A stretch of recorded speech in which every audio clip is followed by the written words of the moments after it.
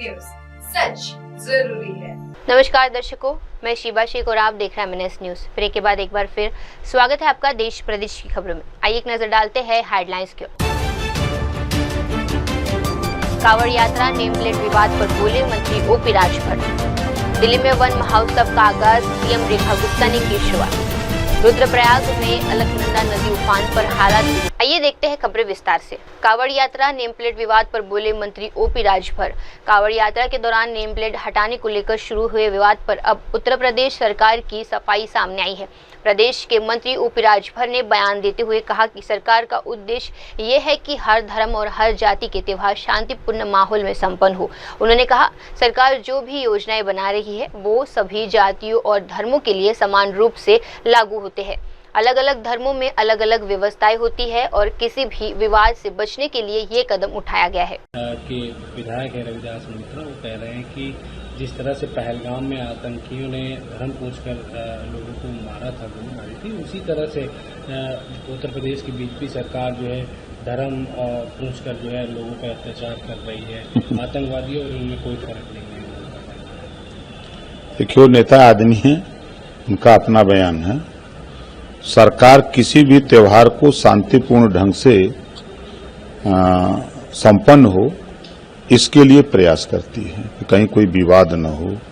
आपस में जो कांग्रेस, सपा, बसपा के लोगों ने नफरत का बीज बोया है, उस नफरत से निजात दिलाने के लिए कोई उपद्रव न हो, इस नाते जो है सरकार फैसला ली है। और किसी से कोई दुश्मनी थोड़ा है किसी का। सरकार जो भी योजना बना रही है सभी जाति धर्म के लिए बना रही है। कोई भी काम हो रहा है तो वो सबके लिए हो रहा है। आप बताओ, जैसे एयर कनेक्टिविटी, अगर फ्लाइट की बात करो तो कहाँ मना है कि सिख, ईसाई, जैन, मुसलमान, अल्पसंख्यक नहीं जाएगा, उसमें सब लोग जा रहे हैं। ट्रेन में कहाँ रोक है, चाय की दुकान पर कहाँ रोक है, होटल पर कहाँ रोक है। वो तो ये कह रहे हैं कि भाई ये जानकारी हो कि अलग अलग धर्मों के अलग अलग व्यवस्था है, तो अपना कहीं विवाद न हो, इस नाते वो है। जैसे एक ढाबे पर अभी पिछले कुछ ही दिनों विवाद हुआ था, आपने देखा। तो इस तरह के विवाद न हो, जब कोई बात होती है उससे निजात दिलाने के लिए व्यवस्था बनाई जाती है। ये किया जा रहा दुकानदारों को, देखिए ऐसा कुछ नहीं है। अभी तो कांवड़ यात्रा शुरू नहीं हुई, क्योंकि विपक्ष हमेशा विरोध की राजनीति करता है। जैसे CA और NRC का खुल करके लोग सड़क पर उतर के विरोध किए कि ये मुसलमानों की नागरिकता छीनने का कानून है, जबकि सरकार उनको नागरिकता देने का कानून ले आई। 2 साल के ऊपर हो गया, एक भी मुसलमान की नागरिकता गई। ये लोग जो बोलते हैं सत्ता के खिलाफ ही रहते हैं। विपक्ष का काम ही सत्ता के खिलाफ बोलना, उसी की कड़ी में लोग बोल रहे हैं। आज कैबिनेट बैठक भी है, कैबिनेट बैठक में आइए बढ़ते हैं अगली खबर की ओर। दिल्ली में वन महोत्सव का आगाज, CM रेखा गुप्ता ने की शुरुआत। दिल्ली में वन महोत्सव के अवसर पर मुख्यमंत्री रेखा गुप्ता ने एक पेड़ मां के नाम सीजन 2 अभियान की शुरुआत करते हुए इसे दिल्ली में पर्यावरण संरक्षण का नया अध्याय बताया। मुख्यमंत्री ने कहा, पहले की सरकार ने इस कार्यक्रम में कभी भाग नहीं लिया। उन्होंने दिल्ली के पर्यावरण की चिंता तक नहीं की, लेकिन आज की दिल्ली सरकार इस अभियान में आम जनता की सक्रिय भागीदारी सुनिश्चित कर रही है। आज वन महोत्सव के रूप में दिल्ली में एक नया अध्याय जुड़ रहा है। एक पेड़ मां के नाम सीजन 2, क्योंकि इससे पहले के इस वृक्षारोपण कार्यक्रम में पिछली सरकारों ने कभी हिस्सा ही नहीं लिया। उन्होंने कभी दिल्ली के पर्यावरण के लिए चिंता ही नहीं की। पेड़ लगाने की और किसी का ध्यान ही नहीं था। मुझे खुशी है कि दिल्ली सरकार 2025 में जो वन महोत्सव कर रही है, इसमें दिल्ली के हर एक निवासी की हिस्सेदारी सुनिश्चित करेंगे। हर एक व्यक्ति जो समाज को दिशा देता है उसकी भागीदारी सुनिश्चित करेंगे। हर एक के द्वारा पेड़ लगाए जाएं, क्योंकि पेड़ केवल पर्यावरण को श्वास नहीं देंगे, वो हमारी आने वाली पीढ़ियों के लिए भी एक श्वासदेही और हवा को साफ सुथरा करने वाला एक यंत्र है। तो मैं आज इस वन महोत्सव की शुरुआत की। पूरी दिल्ली की जनता को ढेर सारी बधाई देती हूँ और यही निवेदन करूंगी कि हर व्यक्ति अपने अपने स्थान से अपने आसपास अधिक से अधिक पेड़ लगाए और मिल करके इस पर्यावरण को हम बेहतर बनाएं। आइए बढ़ते हैं अगली खबर की ओर। रुद्रप्रयाग में अलकनंदा नदी उफान पर हालत बिगड़े। उत्तराखंड के रुद्रप्रयाग जिले में अलकनंदा नदी का जलस्तर अचानक बढ़ने से हालात बिगड़ गए हैं। नदी का पानी किनारों से लांघता हुआ रिहायशी इलाकों तक पहुंच गया है। जानकारी के मुताबिक जल स्तर बढ़ने से नदी किनारे स्थित कई छोटे मंदिर और कुछ पुरानी इमारतें जलमग्न हो गई है। स्थानीय प्रशासन ने अलर्ट जारी कर दिया है और लोगों को नदियों के आसपास न जाने की सलाह दी गई है। आपदा प्रबंधक टीमें मौके पर मौजूद है और स्थिति पर लगातार नजर रखी जा रही है।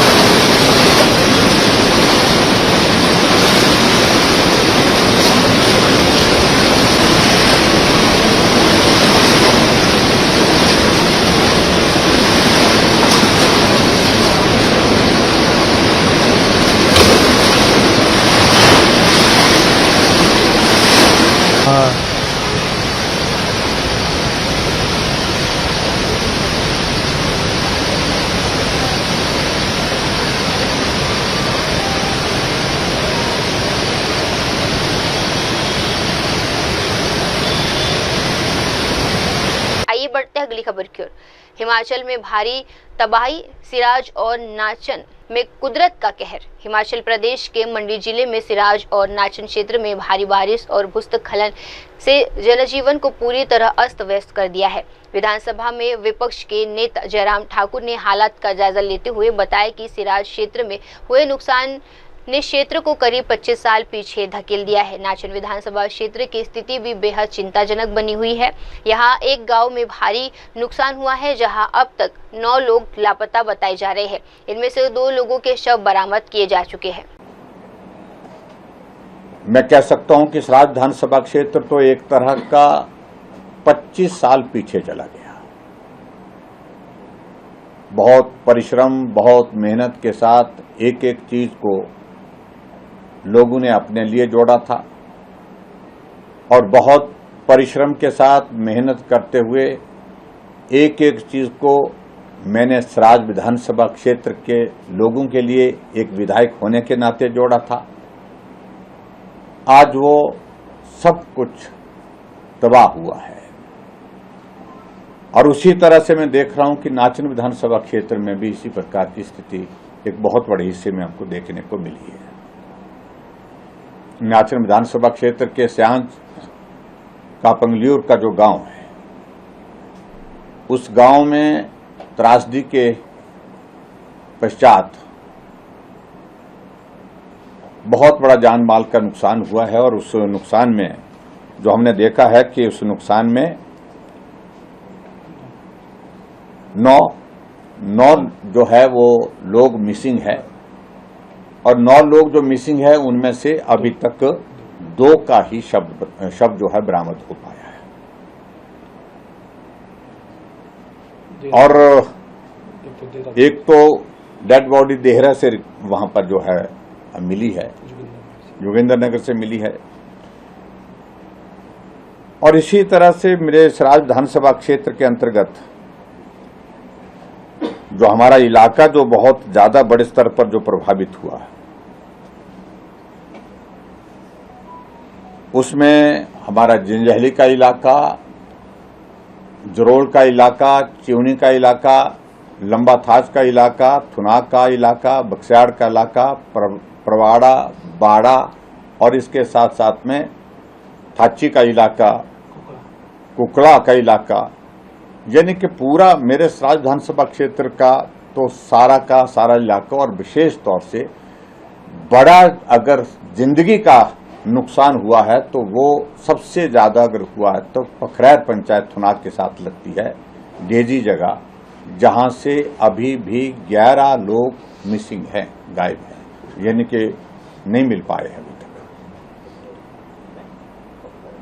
सराज विधानसभा क्षेत्र के अंतर्गत ही अभी तक जो मिसिंग का जो आंकड़ा है वो लगभग 30 का है, और उसमें से जो शव अभी तक बरामद हुए हैं,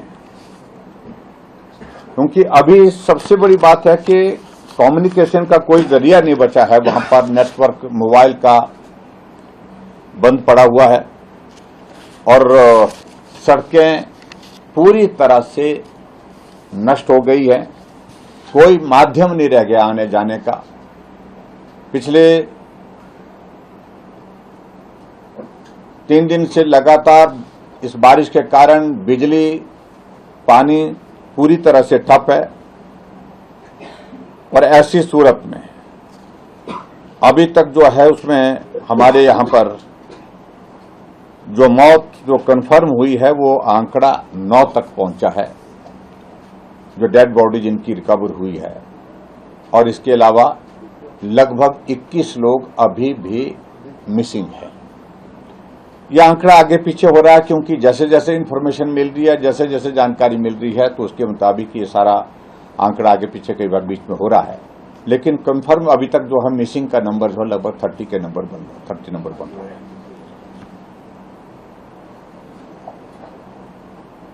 मैं इस बात को लेकर के आप सबके साथ ये साझा करना चाह रहा हूं कि जो क्षति हुई है वो अपूर्णीय है। लोगों के सेब के बगीचे फल के साथ जो है 2-2 किलोमीटर दूर चले गए अपनी जगह से। 400-400, 500 प्लांट्स बह करके जो है वो निकल गए। अभी मोटा आकलन के बाद, मोटे आकलन के बाद लगभग सराज विधानसभा क्षेत्र के अंतर्गत ही 500 से ज्यादा मकान क्षतिग्रस्त हुए हैं, और ये आंकड़ा इसी प्रकार से बहुत ज्यादा बढ़ जाएगा अगर हम नाचन विधानसभा क्षेत्र का भी जोड़ेंगे, वहां का आंकड़ा भी बहुत ज्यादा है। और इसके साथ साथ में जो धर्मपुर का इलाका है वहां पर भी लगभग जानकारी जो मिली है लगभग 30 कर मकान जो है वहां पर भी क्षतिग्रस्त हुए हैं।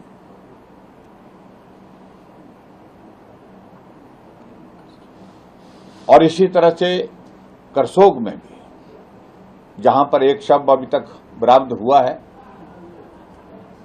बाकी वहां पर भी जो जानकारी मिली है 9 लोगों के बारे में मिसिंग होने की खबर थी, बाद में कोई 7 या 9 ऐसा करके वो आंकड़ा स्पष्ट नहीं हो पाया, अभी तक थोड़ा इस प्रकार का है। लेकिन मेरा उसमें ये जरूर कहना है कि जो नुकसान हुआ है ये क्षति अपूर्णीय क्षति है। मैं सभी परिवारजनों के प्रति अपनी संवेदना व्यक्त करता हूं जिन परिवारों ने अपने परिवार के सदस्य खोए हैं, और उसके साथ साथ में मैंने मुख्यमंत्री सुखविंदर सिंह सुक्खू जी से निवेदन किया इस बात के लिए कि जो रेस्क्यू ऑपरेशन है उसकी गति और तेज की जाए। अभी तक जो रेस्क्यू ऑपरेशन है उसमें एसडीआरएफ, एनडीआरएफ अब पहुंची है। एनडीआरएफ आज से उसने काम शुरू किया है। एक्चुअली कल शाम को पहुंची है। और इसके साथ साथ में deputy commissioner Mandi, SP Mandi के साथ भी मेरी मीटिंग हुई। Chief engineer PW, chief engineer IPH, chief engineer electricity board और ईएनसी पीडब्ल्यू, इनके साथ सबके साथ हमारी मीटिंग हुई है। मौसम को ध्यान रखते हुए हमने कहा है कि जहां जहां चॉपर के माध्यम से मदद पहुंचाई जा सकती है वहां पर वो प्रयत्न किया जाए। हमने केंद्र सरकार के समक्ष अपनी बात कही है और गृह मंत्रालय के मैं धन्यवाद भी करना चाहूंगा कि तुरंत उन्होंने इतना ही कहा कि हिमाचल प्रदेश गवर्नमेंट की ओर से कहें कि हमें सूचित कर दें, हम तुरंत जो है हेलीकॉप्टर लोगों के रेस्क्यू के लिए भेजने का प्रयास करेंगे और उन्हें भेज भी दिए। और रेस्क्यू ऑपरेशन में वो हेलीकॉप्टर का इस्तेमाल और उसके साथ साथ राशन को पहुंचाने के लिए उस हेलीकॉप्टर का इस्तेमाल। आइए बढ़ते हैं अगली खबर की ओर। बिहार में मतदाता पुनरीक्षण पर विवाद। बिहार विधानसभा चुनाव से पहले मतदाता पुनरीक्षण की प्रक्रिया को लेकर राजनीतिक हलकों में हलचल मच गई है। राज्य के 4 करोड़ से अधिक मतदाताओं को मात्र 3 सप्ताह में इस प्रक्रिया से गुजरना होगा। इसे लेकर सीपीआई-एम के संस्थान डॉक्टर जॉन ब्रिस्टास ने गहरी चिंता जताई है। उन्होंने सवाल उठाए कि इतनी बड़ी आबादी वाले राज्य में इस तरह का विशेष गहन पुनरीक्षण कैसे संभव है। ये पूछते हुए इसका बॉस कौन है। उन्होंने कहा कि ये प्रक्रिया लोकतंत्र की मूल आत्मा का यानी मतदान के साथ अन्याय है। Special intensive revision, It's called SIR, Special Intensive Revision. But we are at a loss to understand who is the real SIR of this SIR. Who should be the ये SIR का बॉस कौन है, ये हम ढूंढ रहे हैं अभी। The basic pillar of this democratic process is voters, and we have a multi-party system which is a premise for the parliamentary democracy. ये सारा पॉलिटिकल पार्टीज जोड़ के इलेक्शन कमीशन को मिलाए, हमने रिप्रेजेंटेशन सबमिट किया है, हमारा बात तो वहां रखा है। तो ना 2.5 घंटे का डिस्कशन था, without even thinking, without even analysing, contemplating what are our concerns. The Chief Election Commissioner, I have huge respect for him. Such a finest officer he was when he was in Kerala cadre. That also I can tell you. He dismissed all our concerns. Political parties are the stakeholders of an election. More than 4 crore voters of Bihar will have to pass through this so-called enumeration in less than 3 weeks. You have to train the people, you have to educate the people. ये enumeration form fill करना है, photo छिपाना है, इसके बाद ये तो document proof पर सबमिट करना है, अपलोड करना है। Can you ever imagine in a state like Bihar, all these things can be done in 3 weeks' time, 2 weeks' time? I even told the Chief Election Commissioner, you know Kerala. Kerala is much different from Bihar. Even in Kerala it is not possible. If somebody asks me to produce a document proof, my birth certificate, matriculation, इसके लिए मैं ढूंढेगा। And think about those poor people in Bihar who may not be having a pakka house there. I mean, floods are there, who would have migrated, who would have gone for a job, and his father's or mother's documentary proof also he has to collect. So we told them, look, we are not against this. If anybody is a fake voter, that has to be deleted. But this can't be done in this small period. And we have apprehensions, what are their intent. So we told them just to postpone it. ये भी माना नहीं। So we feel that we are entitled to take remedies which are available to us. We went to the Election Commission, submitted all our concerns, and without, वो आपस में भी discuss किया नहीं है, वो ऐसे बोला है, you just cooperate with the process. No, you are talking about the remedies. What is the remedy? I am trying to discuss with my leaders also. This affects the basic structure of the constitution.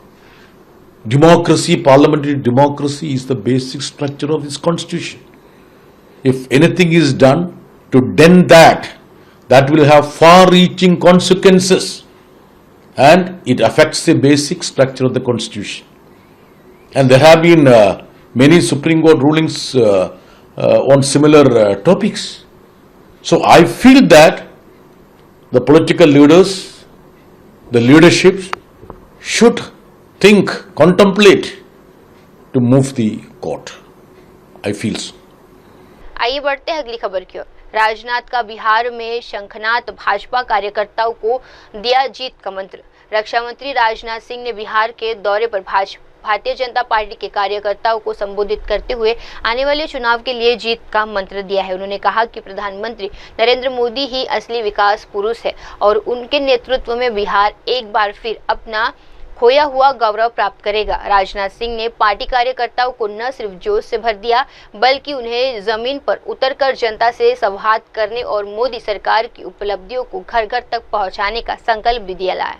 Rajbhushan ji Nishad, Shri Satish Chandra Dubey, Shri Nand Kishore ji Yadav, Shri Radha Mohan Singh ji, Shri Sanjay Jaiswal, doctor Sanjay Jaiswal और बहु गोपाल नारायण सिंह जी, ऋतुराज सिंह जी और यहां मौजूद मेरे सभी कार्यकर्ता बहनों एवं भाइयों, लंबे अरसे के बाद बिहार की प्रदेश कार्य समिति को संबोधित करने के लिए आप सबके सामने खड़ा हुआ हूं। लंबे समय के बाद आया हूं, फिर भी आप लोगों ने बहुत ही गर्मजोशी के साथ स्वागत किया है। लेकिन मैं जानता हूं भारत की परंपरा है और शिष्टाचार का तकाजा भी है। स्वागत, अभिनंदन और सलाम दुआ कभी एक तरफा नहीं होना चाहिए। इसलिए मैं भी अपनी तरफ से शीश झुकाकर आप सभी बहनों भाइयों का हार्दिक अभिनंदन करता हूं, आपका स्वागत करता हूं।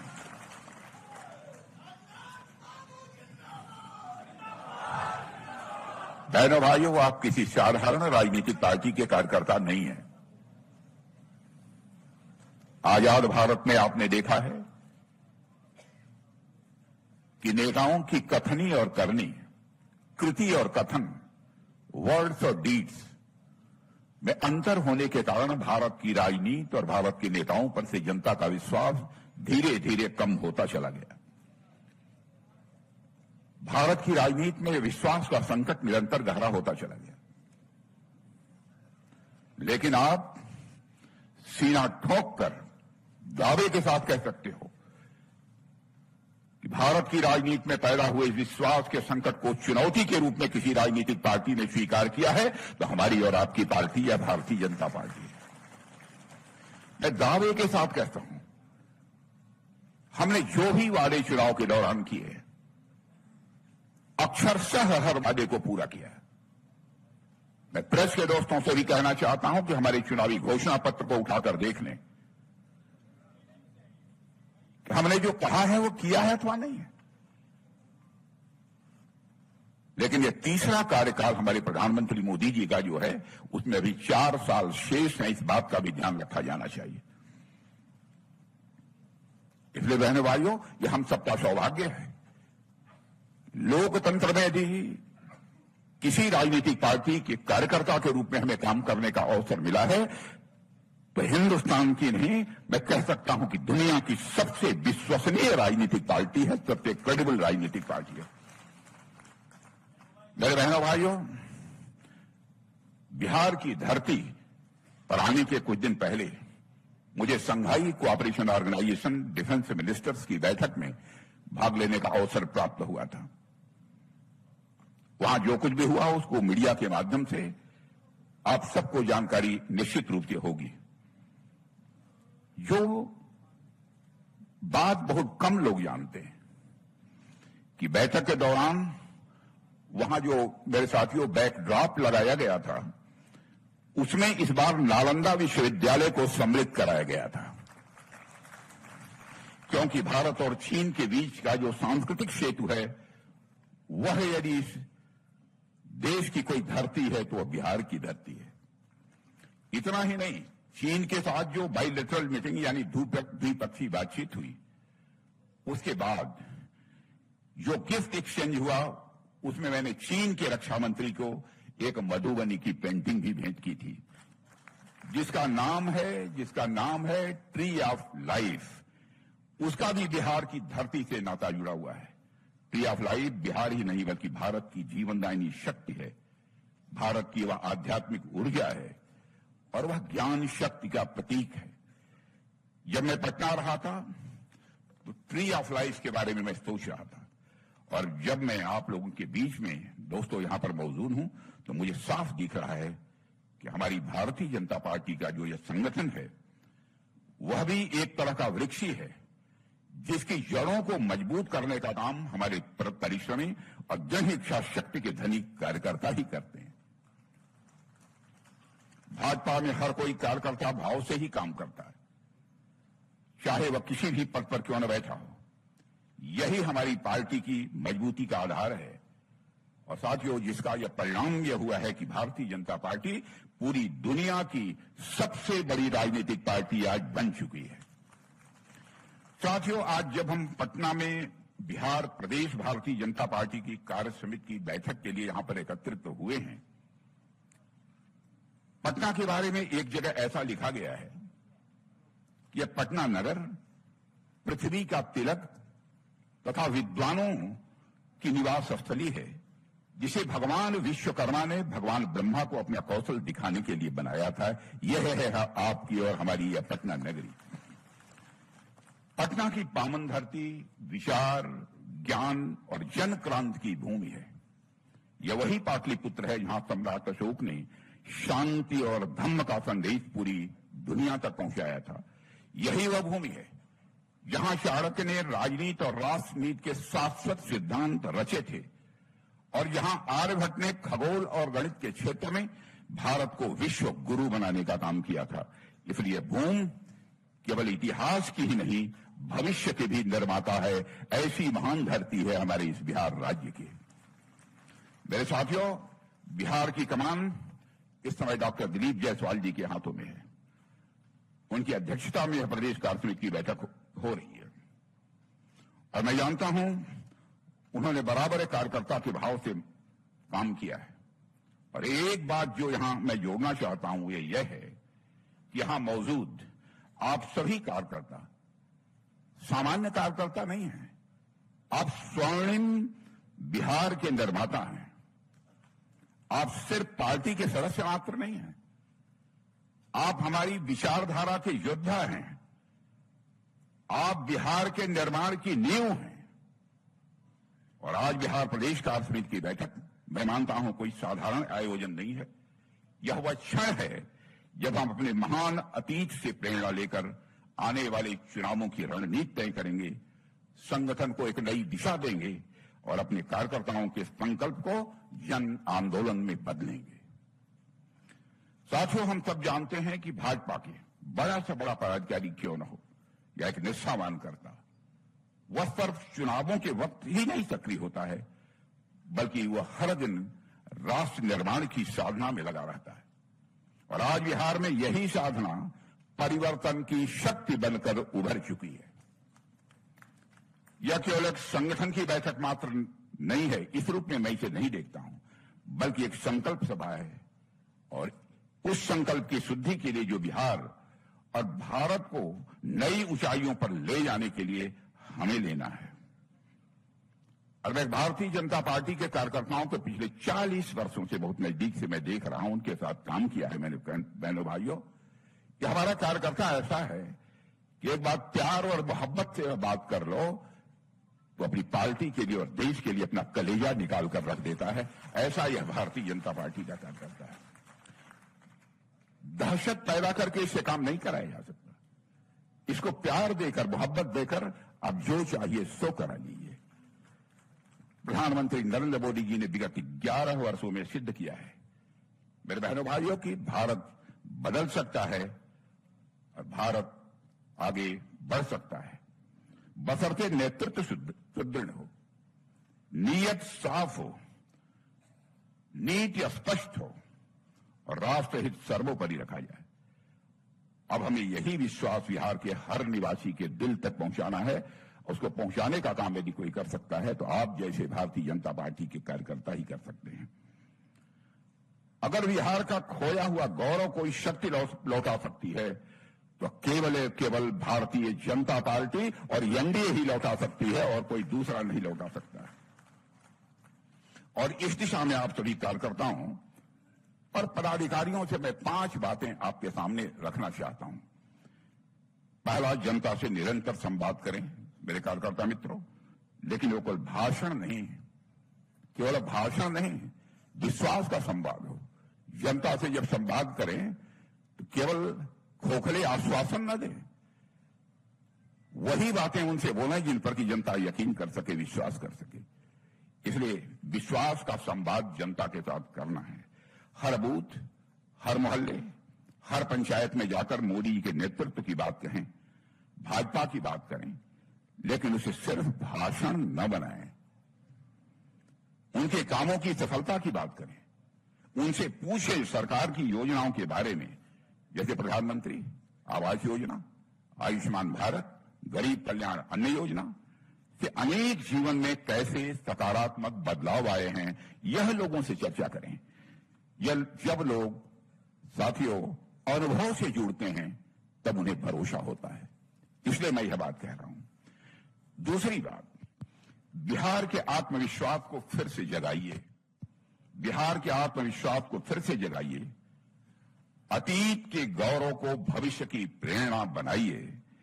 लोगों को याद दिलाइए कि वही धरती है जहां भारत का सबसे पहला गणराज्य था, जहां महात्मा बुद्ध और भगवान महावीर ने ज्ञान दिया था, और जहां से संविधान सभा का नेतृत्व करने वाले बाबू राजेंद्र प्रसाद जी आए, और जहां से संविधान को बचाने वाले जयप्रकाश नारायण जी आए, जिन्होंने संपूर्ण क्रांति का आह्वान भी इसी पटना की धरती से किया था। साथियों, तीसरी बात, लोगों को यह भी समझाएं कि भाजपा केवल सरकार नहीं चलाती है, समाज निर्माण करती है। दोस्तों, हम राजनीति केवल सरकार बनाने के लिए नहीं करते हैं। हम राजनीति करते हैं तो समाज बनाने के लिए राजनीति करते हैं।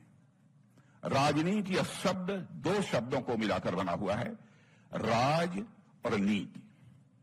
नीति यह संस्कृत के नए धातु से बना हुआ है, जिसका अर्थ होता है ले जाना, टू कैरी आउट। इसका अर्थ यह होता है कि ऐसा राज, ऐसा पॉलिटिकल सिस्टम जो समाज को सन्मार्ग की ओर ले जाने का काम करे, उसे ही हम राजनीति कहते हैं। लेकिन विडंबना यह रही है कि आजाद भारत में यह राजनीति शब्द अपना अर्थ भी खोता जा रहा था, अपना भाव भी खोता जा रहा था। लेकिन भारत की राजनीति में इस राजनीति शब्द के खोए हुए अर्थ और भाव को पुनः स्थापित करने का काम यदि किसी ने किया है तो हमारी और आपकी पार्टी भारतीय जनता पार्टी ने किया है। कांग्रेस और आरजेडी जैसी राजनीतिक पार्टियां केवल कुर्सी पाने की लालसा से प्रेरित हैं, लेकिन भाजपा की प्रेरणा है सिर्फ और सिर्फ राष्ट्र निर्माण। कांग्रेस और आरजेडी जैसी पार्टियों का केवल एक ही मोटिवेशन होता है, सत्ता में बने रहना। लेकिन मेरे बहनों भाइयों, केवल सत्ता में बने रहना यह हमारा मोटिवेशन नहीं है। भारत को एक महान भारत बनाना है, ऐसा भारत बनाना है जो सारे विश्व का नेतृत्व कर सके। जबकि भारतीय जनता पार्टी का उद्देश्य है कि हर नागरिक की गरिमामय जीवन सुनिश्चित होना चाहिए, और उस दृष्टि से आपने देखा होगा कि हमारे प्रधानमंत्री जी ने कितने प्रभावी कदम उठाए हैं। बहनों भाइयों, वह कदम हमारे प्रधानमंत्री ने उठाए हैं जिसकी कभी कल्पना भी नहीं की जा सकती थी। लोग ये सोच नहीं सकते थे क्या इतना भार कोई केंद्रीय सरकार आर्थिक भार वहन कर सकती है। अब सारी योजनाओं के लिए विस्तार पूर्वक चर्चा करूंगा तो लंबा समय होगा।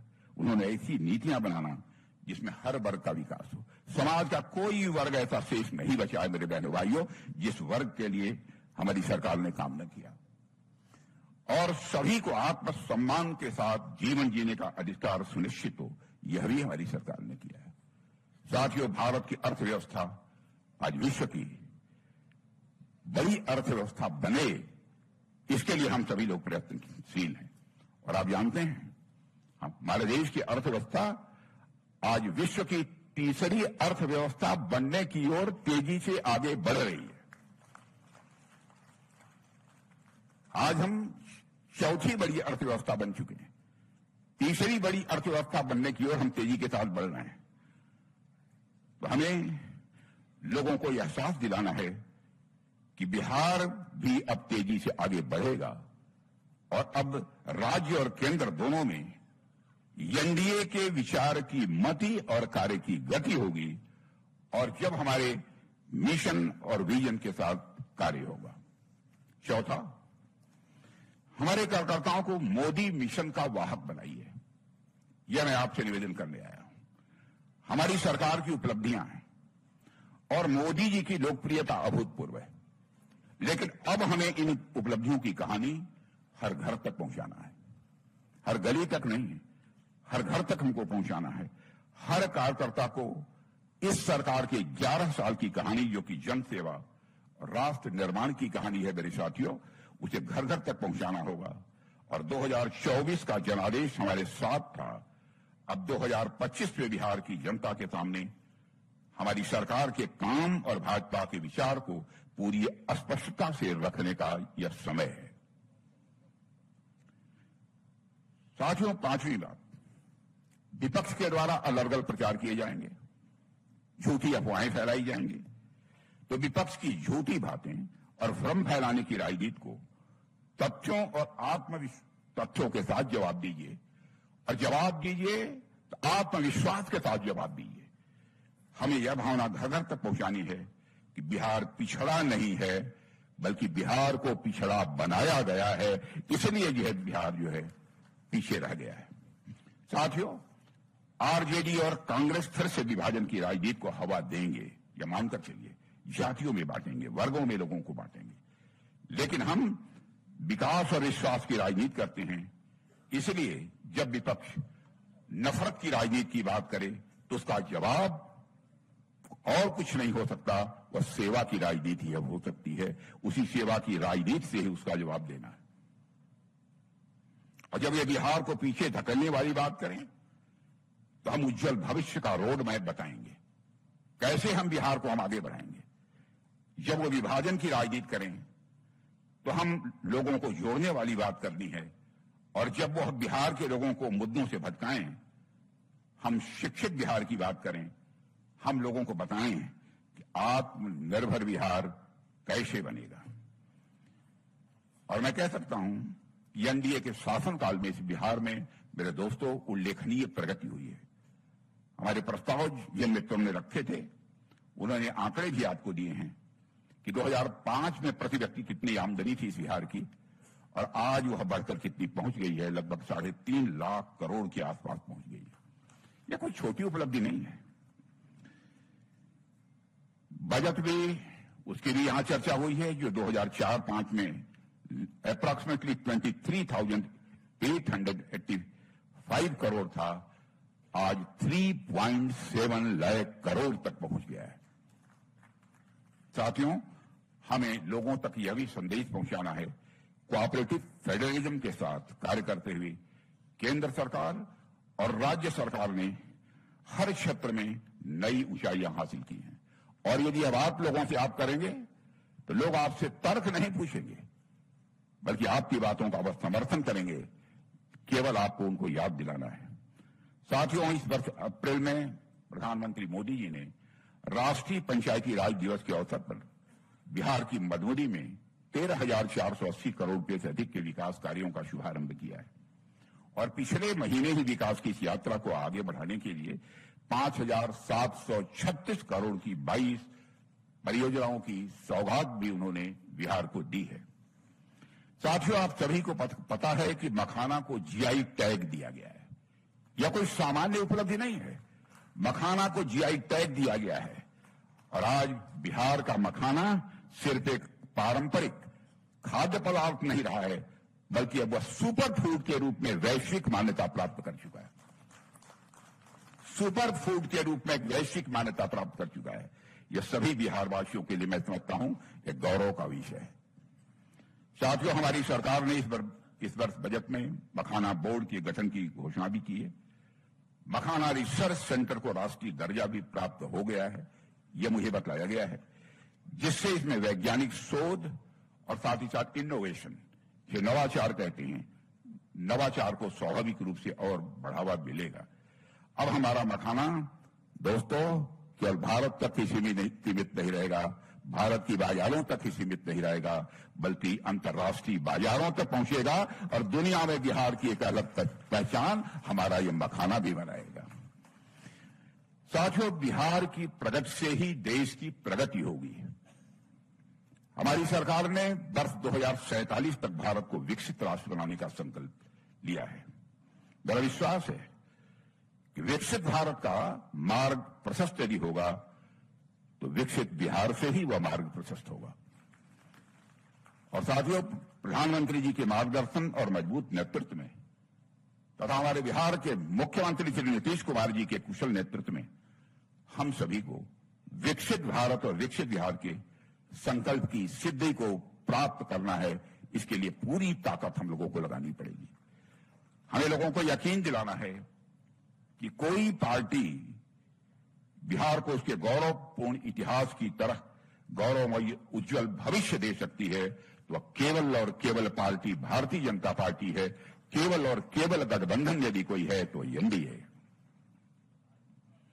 साथियों, जब आजादी से पहले श्री सच्चिदानंद जी सिन्हा के नेतृत्व में बिहार के युवा बुद्धिजीवियों ने अलग राज्य की मांग की थी, मैं आपको याद दिलाना चाहता हूं, तो उस समय सारे युवा बुद्धिजीवियों के मन मस्तिष्क में एक उम्मीद थी। वो उम्मीद थी इस रत्न गर्भा भूमि के खजाने से एक समृद्ध और खुशहाल बिहार बनेगा। साथियों, जब स्वामी सहजानंद सरस्वती ने एक छोटे से गांव बिहटा से किसान आंदोलन की जब उन्होंने शुरुआत की थी, जब केवी सहाय खून से सनी पट्टियों को साफ जमींदारी उन्मूलन का प्रस्ताव लेकर बिहार की विधानसभा में खड़े हुए थे, जब राहुल सांकृत्यायन और कार्यानंद शर्मा जैसे सेनानी परमानेंट सेटलमेंट जैसी व्यवस्था को हिलाकर रख देने निकले थे, तब बिहार में उम्मीद थी और यहां के लोग भविष्य के प्रति आश्वस्त थे। बिहार भारत के सुनहरे भविष्य की, मेरे साथियों, एक प्रयोगशाला थी। जब छोटा नागपुर की पहाड़ियों में जमशेद टाटा जी के लिए शाहपुर साकलातवाला को ने आयरन ओर खोजा था और इतना ही नहीं, साक्षी गांव में स्टील प्लांट की नींव पड़ी थी। जब बोकारो रांची में टेम्पल्स ऑफ टेक्नोलॉजी खड़े हुए थे, जब बिहार के लोगों ने चेकोस्लोवाक और रूसी इंजीनियरों के साथ मिलकर विकसित बिहार और भारत का सपना उस समय गढ़ा था। मेरे साथियों, और फिर जब अगस्त 1974 में बीमार जयप्रकाश नारायण जी ने, अस्वस्थ उस समय थे जयप्रकाश नारायण जी, उन्होंने गांधी मैदान से भारी बारिश में डटे हुए जन समूह से कहा था, भ्रष्टाचार मिटाना है और नया बिहार बनाना है। तब एक बार फिर पूरे राज्य में बदलाव की मशाल जल उठी थी। लेकिन अफसोस मेरे साथियों, लंबे समय तक चली कांग्रेस और आरजेडी की विफल, भ्रष्ट और परिवारवादी सरकारों ने इन सभी उम्मीदों को, सभी आशाओं को गहरी निराशा में बदल दिया। साथियों, विकास का पहिया सिर्फ थमा नहीं बल्कि वो उल्टा चलने लगा इन लोगों के शासनकाल में। यहां की असाधारण प्रतिभा पलायन करने पर लोग मजबूर हो गए। बिहार, जो भारत की राजनीति, समाज और विचार का सिरमौर था, पिछड़ेपन और कुशासन की गिरफ्त में धकेल दिया गया। लेकिन दोस्तों, अब वो कहानी काफी हद तक बदल चुकी है। साथियों, बिहार कभी भारत के विकास का अगुआ बन सकता था। इसकी धरती, यहां के लोगों की प्रतिभा और मेहनत में वह सामर्थ्य भी था कि वह राज्य पूरे राष्ट्र के लिए एक आदर्श बनता। लेकिन उस सपने को नष्ट किया गया। कांग्रेस और फिर आरजेडी के वर्षों के कुशासन ने उस सपने की हत्या कर दी थी। साथियों, आरजेडी से पहले दशकों तक कांग्रेस भी बिहार के पिछड़ेपन और दुर्दशा का एक बहुत बड़ा कारण रही है। 1980 के दशक में जब बिहार में कांग्रेस का कुशासन था तो सिर्फ मुख्यमंत्री बदल रहे थे, विकास की दशा नहीं बदल रही थी। भ्रष्टाचार को संस्थागत रूप दिया गया और बिहार में गवर्नेंस की रीढ़ पूरी तरह से तोड़ दी गई थी। आप जरा सोचिए साथियों, जिस धरती ने साहित्य से लेकर विज्ञान तक, धर्म से लेकर आत्मज्ञान तक हर क्षेत्र में भारत को दिशा दी हो, उस बिहार को कांग्रेस और आरजेडी की विफल, भ्रष्ट और जातिवादी राजनीति ने किस गर्त में पहुंचा दिया। साथियों, यह वही बिहार है जिसमें बुद्ध को जन्म दिया, आर्यभट्ट को दुनिया को दिया, चाणक्य नीति दी, नालंदा और विक्रमशिला जैसे विश्वविख्यात विद्यालय दिए। यही वह बिहार है। लेकिन कांग्रेस की सरकारों ने भी असफलता की कहानियां उसकी कितनी है उस विस्तार में नहीं जाना चाहता। लेकिन जब कांग्रेस सत्ता से बाहर हुई तो बागडोर किसके हाथों में आई थी? आरजेडी के हाथों में आ गई। उन्होंने बिहार को बेहतर करने की कितनी कस्में बिहार की जनता से खाई थी, यह बताने की आवश्यकता नहीं है। लेकिन बद से बदतर करने में उसे इन्होंने कोई कसर नहीं छोड़ी है। अब बिहार की जनता भी इसे समझने लगी है। आरजेडी कांग्रेस राज के दौरान अपराध, जातिवाद और जंगल राज ने साथियों बिहार को ऐसे अंधेरे में धकेला जहां से बाहर निकलने का रास्ता आज तक यह बिहार ढूंढ रहा है। लेकिन हमारी सरकार इस अंधेरे से निकलने के लिए पूरी ताकत से आज काम कर रही है और काफी हद तक इस अंधेरे से हमारा बिहार निकल चुका है। साथियों, आज ये एनडीए का संकल्प केवल सत्ता प्राप्ति नहीं, मैं मानता हूं उस ऐतिहासिक अन्याय का प्रतिकार है जिस बिहार ने दशकों तक झेला है। और अब समय आ गया है कि बिहार अपने अतीत से सीखे और उस उम्मीद से फिर से जिए जिसका वो सचमुच में हकदार है, और बिहार के लोग विकास और सुशासन का वो भागीदार बने। इसलिए साथियों, पिछले 2 दशकों में भाजपा और मुख्यमंत्री श्री नीतीश कुमार जी के नेतृत्व में बिहार ने अभूतपूर्व प्रगति की है। पुरानी जंगल राज की छवि को बिहार ने काफी हद तक तोड़ दिया है और जो भी सकारात्मक बदलाव बिहार में हुए हैं वह स्पष्ट रूप से अब लोगों को दिखाई दे रहे हैं। मैं याद दिलाना चाहता हूं, सन 2013 में नोबेल पुरस्कार विजेता अर्थशास्त्री जोसेफ स्टिग्लिट्ज जब नालंदा के किसानों से मिले थे तो उन्होंने कहा था कि बिहार के जैविक किसान वैज्ञानिकों से भी बेहतर हैं और उनकी खेती की पद्धतियों को दुनिया भर में दोहराया जाना चाहिए, यह उन्होंने कहा था। यानी जिस बिहार को कभी बिल्कुल बर्बाद हो गया था, यह कहा जाता था, अब वह नवाचार और आत्मनिर्भरता की बिहार अब मिसाल बन चुका है, जिसका एहसास उनको भी हुआ।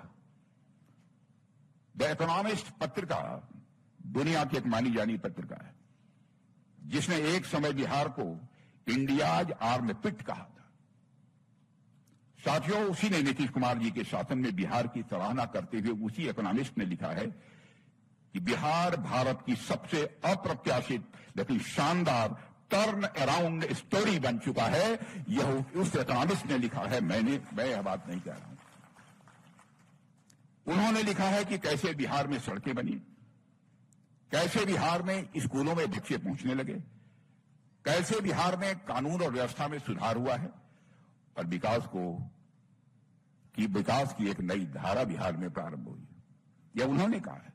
यही अंतर दिखता है साथियों, जब नेतृत्व मजबूत हो, नीयत साफ हो और शासन में ईमानदारी हो। मैं दावे के साथ कह सकता हूं कि हमारे चाहे बिहार के मुख्यमंत्री हों, चाहे हमारे उप मुख्यमंत्री हों, चाहे हमारे मंत्री हों, कोई मां का लाल उंगली उठाकर नहीं कह सकता कि उनके दामन पर कोई भ्रष्टाचार की दाग लगी हुई। इसलिए मेरा पूरा विश्वास है कि वही बिहार जिसे दुनिया कभी हिकावत से देखती थी, आज वह प्रेरणा बन सकता है और बन रहा है। साथियों, लालू जी कहते थे कि उन्होंने बिहार को स्वर्ग नहीं स्वर दिया है। याद होगा आपको, उन्होंने कहा स्वर्ग नहीं स्वर्ग दिया है। लेकिन साथियों, यह सच है कि उन्होंने बिहार को न स्वर्ग दिया न स्वर दिया और न बिहार को स्वाभिमान दिया।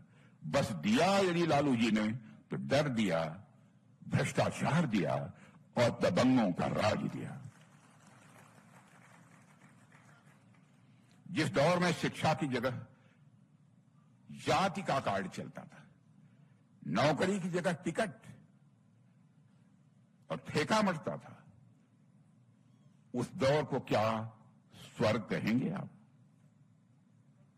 साथियों, स्वर्ग तो तब आता है जब हर वर्ग, हर तबका बोले, लेकिन लालू जी के राज में बोलने का हक बस कुछ बाहुबलियों और उनके दरबारी अफसरों का ही था, और कोई बोलने की हिम्मत नहीं कर सकता था।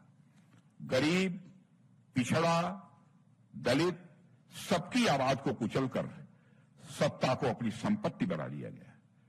उस समय को याद कीजिए जब किडनैपिंग केस में सेटलमेंट किसी सरकारी घर में हुआ करते थे। अब नाम नहीं लेना चाहता, किसी सरकारी आवास में हुआ करते थे। साथियों, मतलब जंगल राज में सत्ता में बैठे लोग सिर्फ चारा ही नहीं खाते थे, हफ्ता भी खाते थे। और आज जो आरजेडी या कांग्रेस की टीम वापस लौटने का ख्याली सपना देख रही है, साथियों, ये वही लोग हैं जिन्होंने बिहार को बंजर किया है।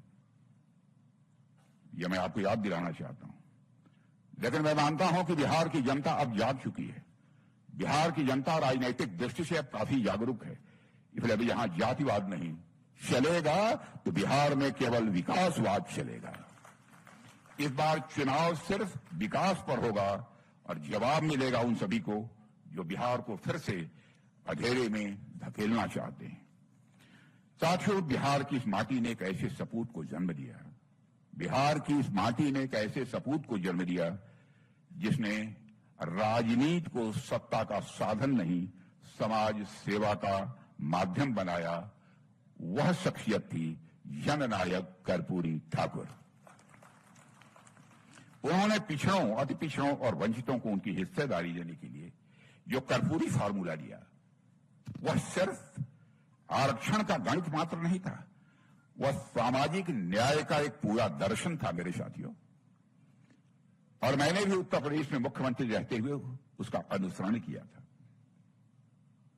साथियों, आज जब प्रधानमंत्री मोदी जी कहते हैं सबका साथ, सबका विकास, सबका विश्वास, तो वो उसी दर्शन का विस्तार है जिस दर्शन को जननायक कर्पूरी ठाकुर ने दिया था।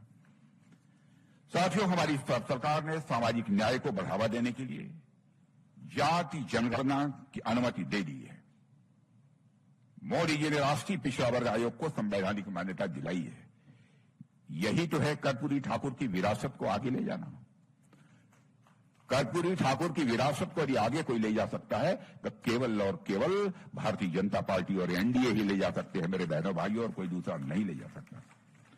और साथियों, कितना बड़ा राजनीतिक और नैतिक विरोधाभास है कि लालू प्रसाद जी यादव, जो हर मंच पर कर्पूरी ठाकुर जी को अपना गुरु कहते हैं, उनके विचारों, उनकी सादगी और उनके सिद्धांतों की सबसे अधिक उपेक्षा यदि किसी ने की है तो उनकी सरकार ने ही की है।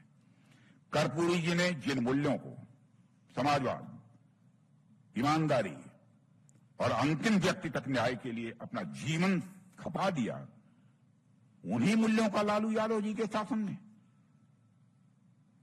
उसके साथ क्रूर मजाक किया गया, सारे मूल्यों को कुचल डाला गया।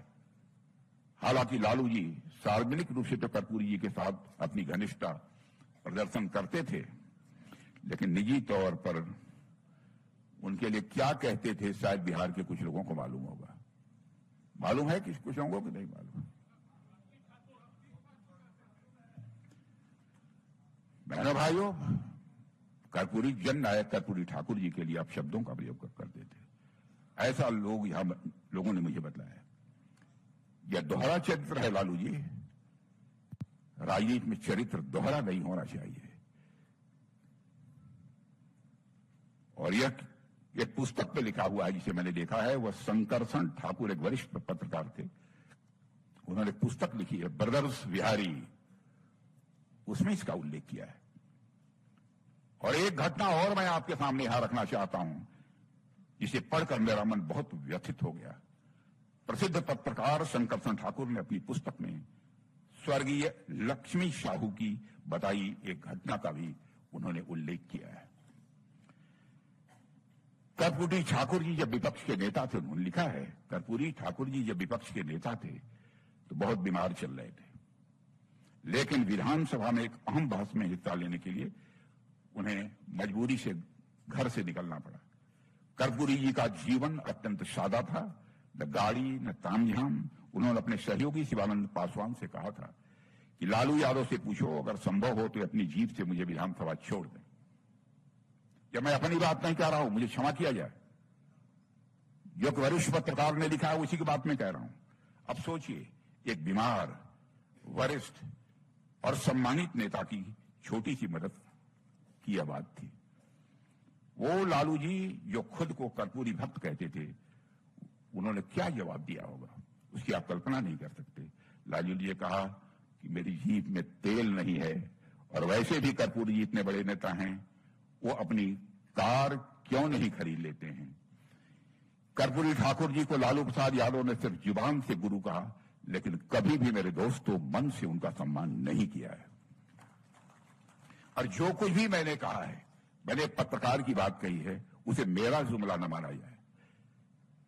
लेकिन उन्हीं कर्पूरी बाबू को सच्चा सम्मान तब मिला जब हमारे प्रधानमंत्री नरेंद्र मोदी जी ने मरणोपरांत भारत रत्न की उपाधि से अलंकृत किया।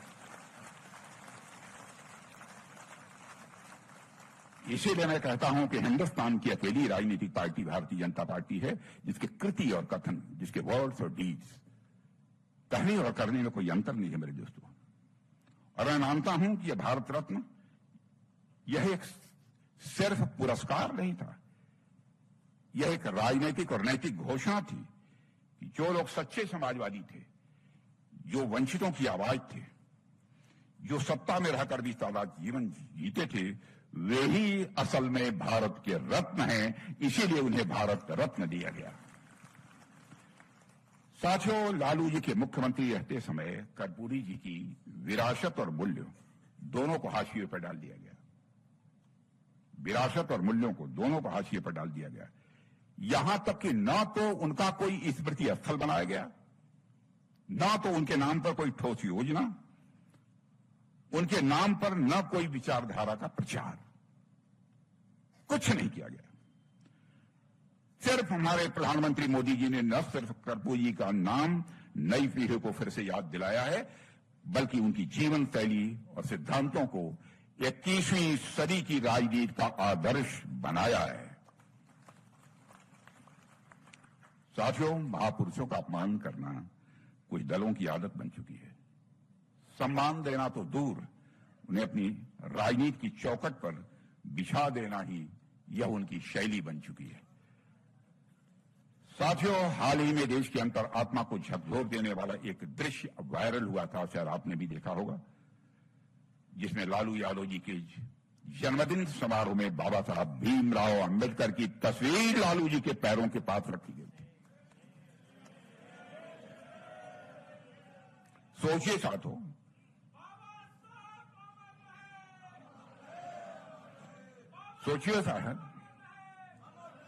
सोचिए साथियों, कोई सामान्य गलती नहीं थी।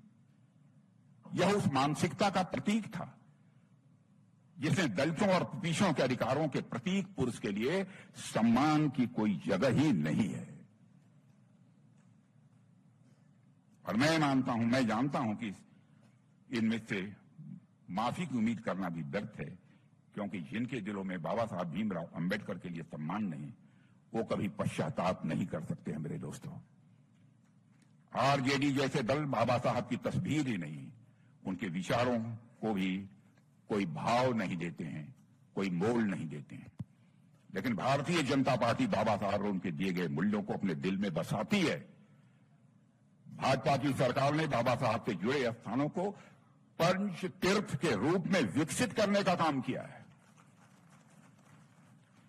हमारी सरकार ने बाबा साहब के विचारों को नीति में बदला है और उनके दिखाए रास्ते और मूल्यों का अनुसरण किया है। बाबा साहब ने के दिशा निर्देश को मानते हुए समाज के अंतिम व्यक्ति तक पहुंचने का काम आजाद भारत के इतिहास में पहली बार किसी सरकार ने किया है, तो हमारी सरकार ने किया है, हमारे प्रधानमंत्री नरेंद्र मोदी जी ने किया है। और यही प्रयत्न हमारे श्रद्धेय अटल बिहारी वाजपेयी जी जब भारत के प्रधानमंत्री थे तो उन्होंने भी किया था। यही फर्क है प्रचार और प्रतिबद्धता में, और यही फर्क है दोस्तों दिखावे और भक्ति में। साथियों, कुछ लोग पूछ सकते हैं कि हम बार बार अतीत की बात क्यों करते हैं, जो गुजर चुका है उसकी बात क्यों करते हैं। हम इसलिए बात करते हैं कि ऐसे लोगों का असली चेहरा जनता को याद रहे, ऐसा न हो कि देश की जनता उसे भूल जाए। वे इन लोगों की चिकनी चुपड़ी बातों में न आ जाएं, क्योंकि वो खतरा अभी पूरी तरह से समाप्त नहीं हुआ है। वो सोच, वो व्यवस्था, वो भ्रष्टाचार जिसने बिहार को वर्षों तक अंधेरे में धकेला है मेरे दोस्तों, वो आज भी नया रूप लेकर हमारे सामने खड़ी है। हम सबको सजग रहना है। साथियों, आरजेडी और कांग्रेस ने मिलकर बिहार को पिछड़ेपन, बेरोजगारी और अपराध की गर्त में धकेला है। उन्होंने सत्ता को जनसेवा का माध्यम नहीं बल्कि परिवार की सेवा का साधन बना दिया है। युवाओं को से रोजगार छीना, किसानों को दर दर भटकने से इन्होंने मजबूर किया है, और महिलाओं को असुरक्षा का भाव दिया, और युवाओं के भविष्य को इन्होंने अंधेरे में धकेलने का काम किया है। आज जब एक नई पीढ़ी आगे बढ़ रही है तो दोस्तों हमारा कर्तव्य है कि उन्हें सच्चाई से हम परिचित कराएं, हकीकत क्या है। उन्हें बताएं कि अगर बिहार को कोई बदनाम करता रहा तो वही दल थे, और अगर बिहार को कोई नया भविष्य दे सकता है तो केवल और केवल हमारे मोदी जी के नेतृत्व की सरकार दे सकती है केंद्र में, और प्रदेश में नीतीश जी के नेतृत्व की हमारी एनडीए सरकार ही दे सकती है। साथियों, हम सभी जानते हैं कि सिवान की धरती ने भारत को डॉक्टर राजेंद्र प्रसाद जी जैसा भी एक महान सपूत दिया था। एक स्वतंत्रता सेनानी, संविधान सभा के अध्यक्ष और हमारे पहले राष्ट्रपति, जिसकी ईमानदारी और राष्ट्रभक्ति पीढ़ियों के लिए आदर्श रही है। लेकिन दुर्भाग्य से लालू जी के जंगल राज में यही पवित्र धरती अपराध और आतंक की प्रयोगशाला बन गई है। और साथियों, आरजेडी कांग्रेस के राज में बिहार, जहां कभी संविधान की गूंज सुनाई देती थी, वहां गोलियों की आवाज गूंजने लगी थी आरजेडी और लालू जी के शासनकाल में। एक सभ्य समाज की जगह खौफ का साम्राज्य कायम हुआ था, और उस अंधेरे दौर का प्रतिनिधित्व करती थी आरजेडी की लालटेन, और उस लालटेन ने रोशनी देने की जगह लोगों के घर में आग लगाई है। उस लालटेन ने लोगों को रोशनी देने की जगह लोगों के घरों में आग लगाई है। साथियों, आपको नई पीढ़ी को इस इतिहास को केवल याद दिलाना है, क्योंकि इतिहास हमें याद दिलाता है कि जब शासन दिशाहीन और मूल्य विहीन हो जाता है, तब कैसे महान भूमि भी अंधकार, अराजकता, अपराध से बंजर हो जाती है। केवल यह लोगों को याद दिलाना है। हम अतीत को इसलिए याद करते हैं मेरे दोस्तों, ताकि भविष्य में वही गलती न दोहराई जाए। और कुछ सामंतवादी मानसिकता के लोगों ने बिहार में समाजवाद का चोला पहनकर लोगों को बहुत दिनों तक ठगा है, बहुत दिनों तक लोगों को बरगलाया है। इसके प्रति भी हम सबको सावधान रहने की जरूरत है।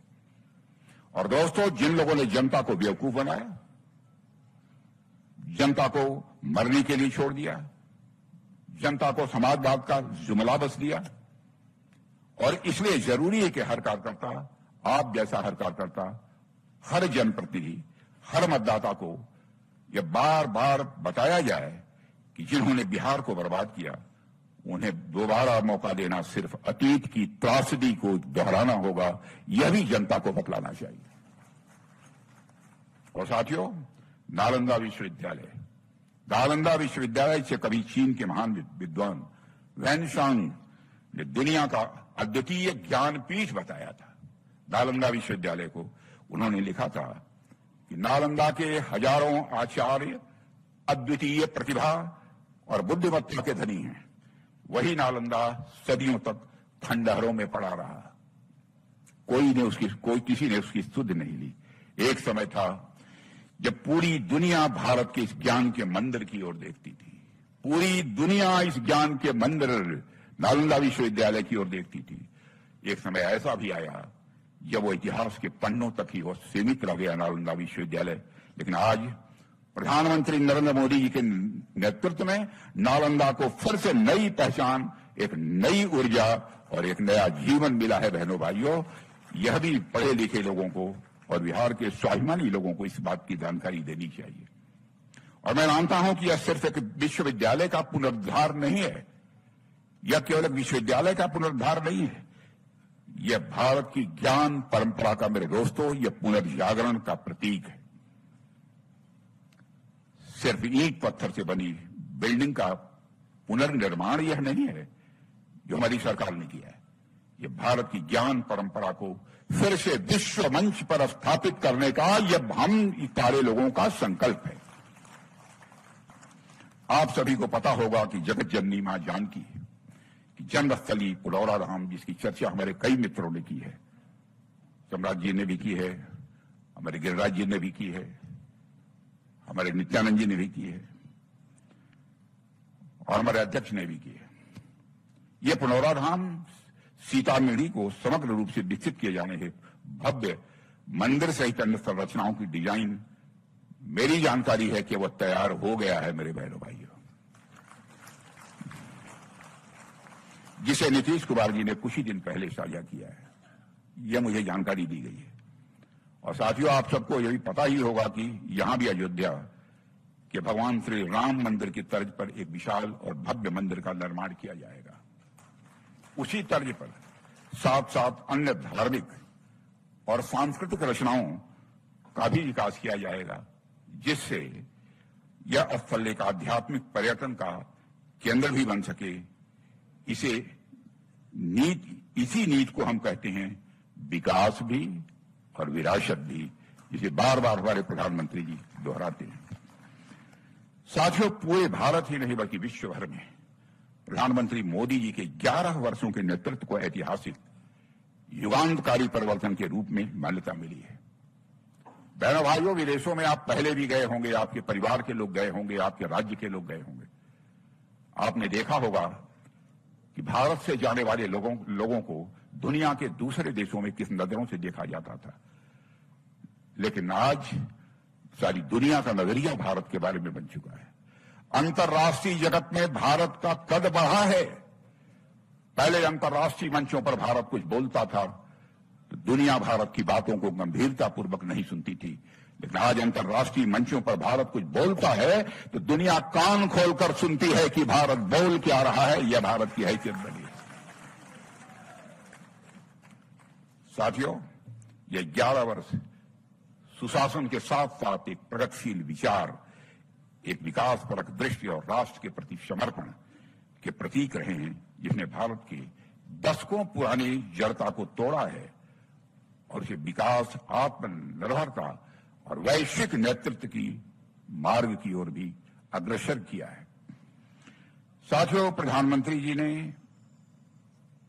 प्रधान सेवक का पद संभालते ही, आपको याद होगा कि जब उन्होंने प्रधानमंत्री पद की शपथ ली थी, उस समय कहा प्रधानमंत्री ने, मैं प्रधान सेवक हूं। प्रधान सेवक का यह पद संभालते ही देश को एक नई दिशा दी है।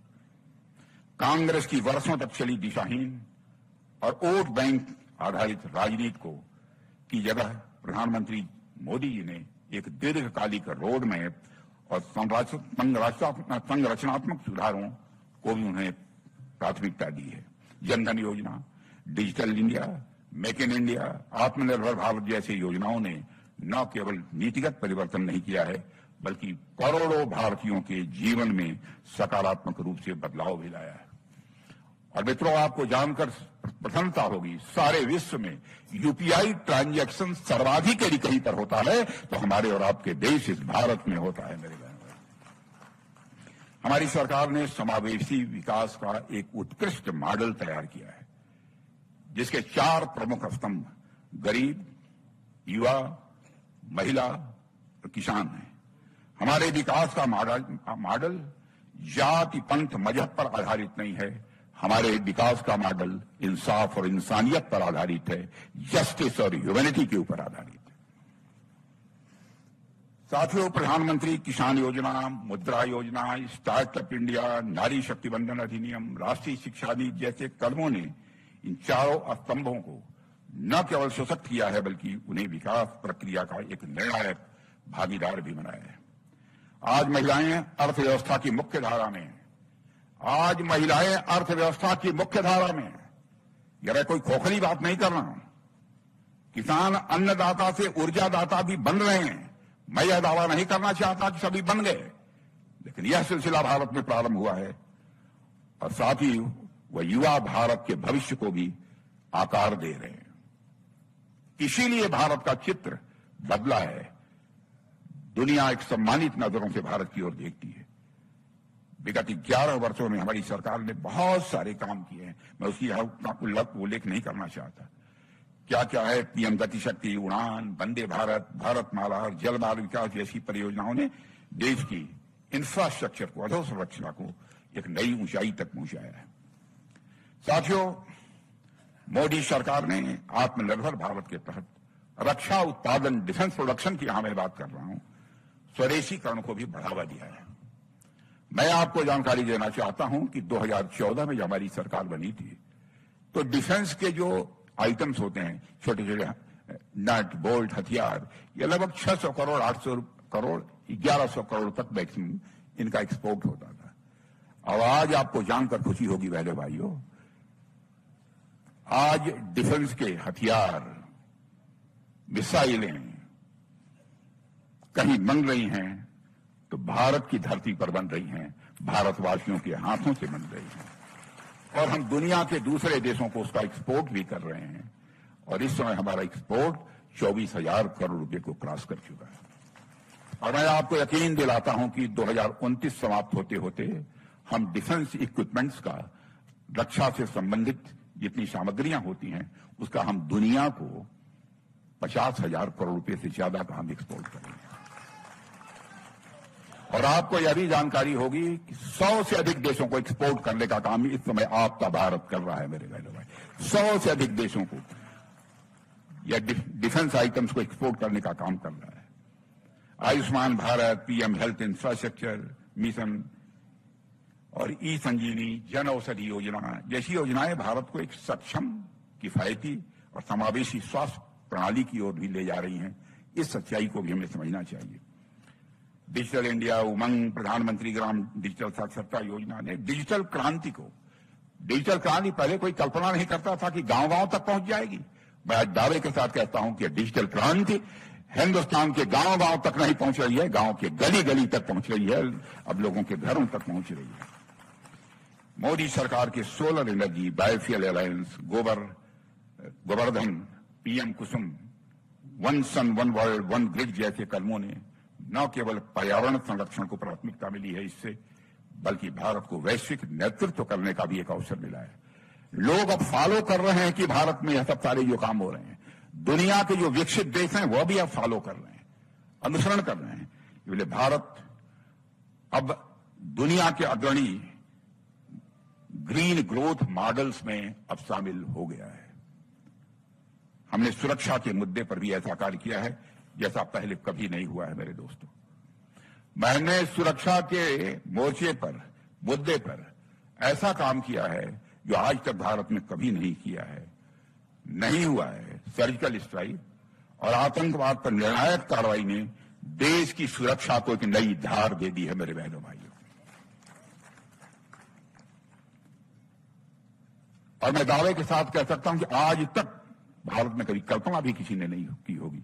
सीमा पर तो लड़ाई होती थी, लेकिन सीधे भीतर घुसता था और 100 किलोमीटर से दूर जाकर आतंकवादी ठिकानों का सफाया करने का काम आज ऑपरेशन सिंदूर के दौरान हमारे जवानों ने किया है। बहनों भाई,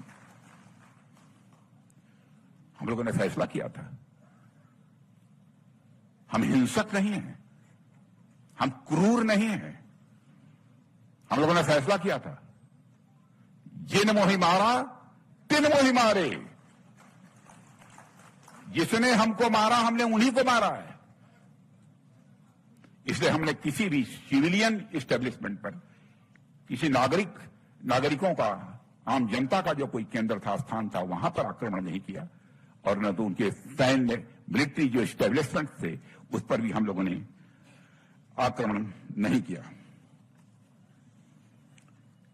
साथियों, हमारी नीत है आतंकवादी जहां भी हैं हम उन्हें समाप्त करने से रंच मात्र भी हिचकेंगे नहीं।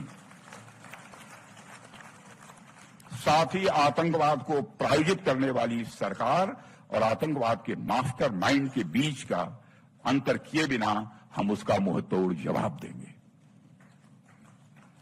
साथियों, प्रधानमंत्री जी के नेतृत्व में भारत 2047 तक विकसित भारत बनने के लक्ष्य की दिशा में तेजी से आगे बढ़ चुका है। Zero poverty, 100% education and health care, skill and employment, women participation, महिलाओं की भागीदारी, ग्लोबल फूड हब जैसे लक्ष्य केवल नीतिगत घोषणाएं नहीं बल्कि एक राष्ट्र के संकल्प की, मेरे दोस्तों, घोषणा है। और इन संकल्पों की प्राप्ति के लिए बिहार का विकसित राज्य बनना आवश्यक है।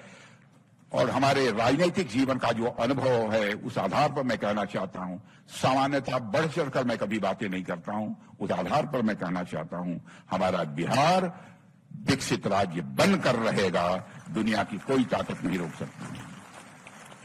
लेकिन हमारा जो यह संकल्प है, इस संकल्प को हम भारतीय जनता पार्टी के कार्यकर्ताओं को जन जन तक पहुंचाना है।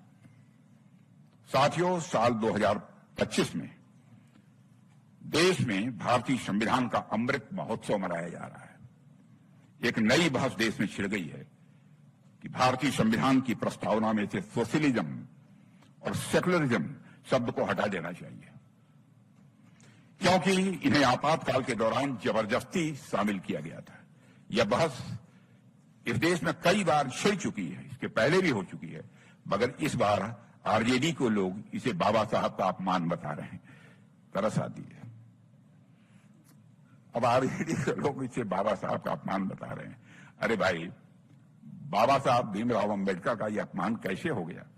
सच्चाई यह है कि दोनों शब्द बाबा साहब के लिखे और डॉक्टर राजेंद्र प्रसाद की अध्यक्षता वाली संविधान सभा द्वारा पारित संविधान का हिस्सा कभी नहीं थे।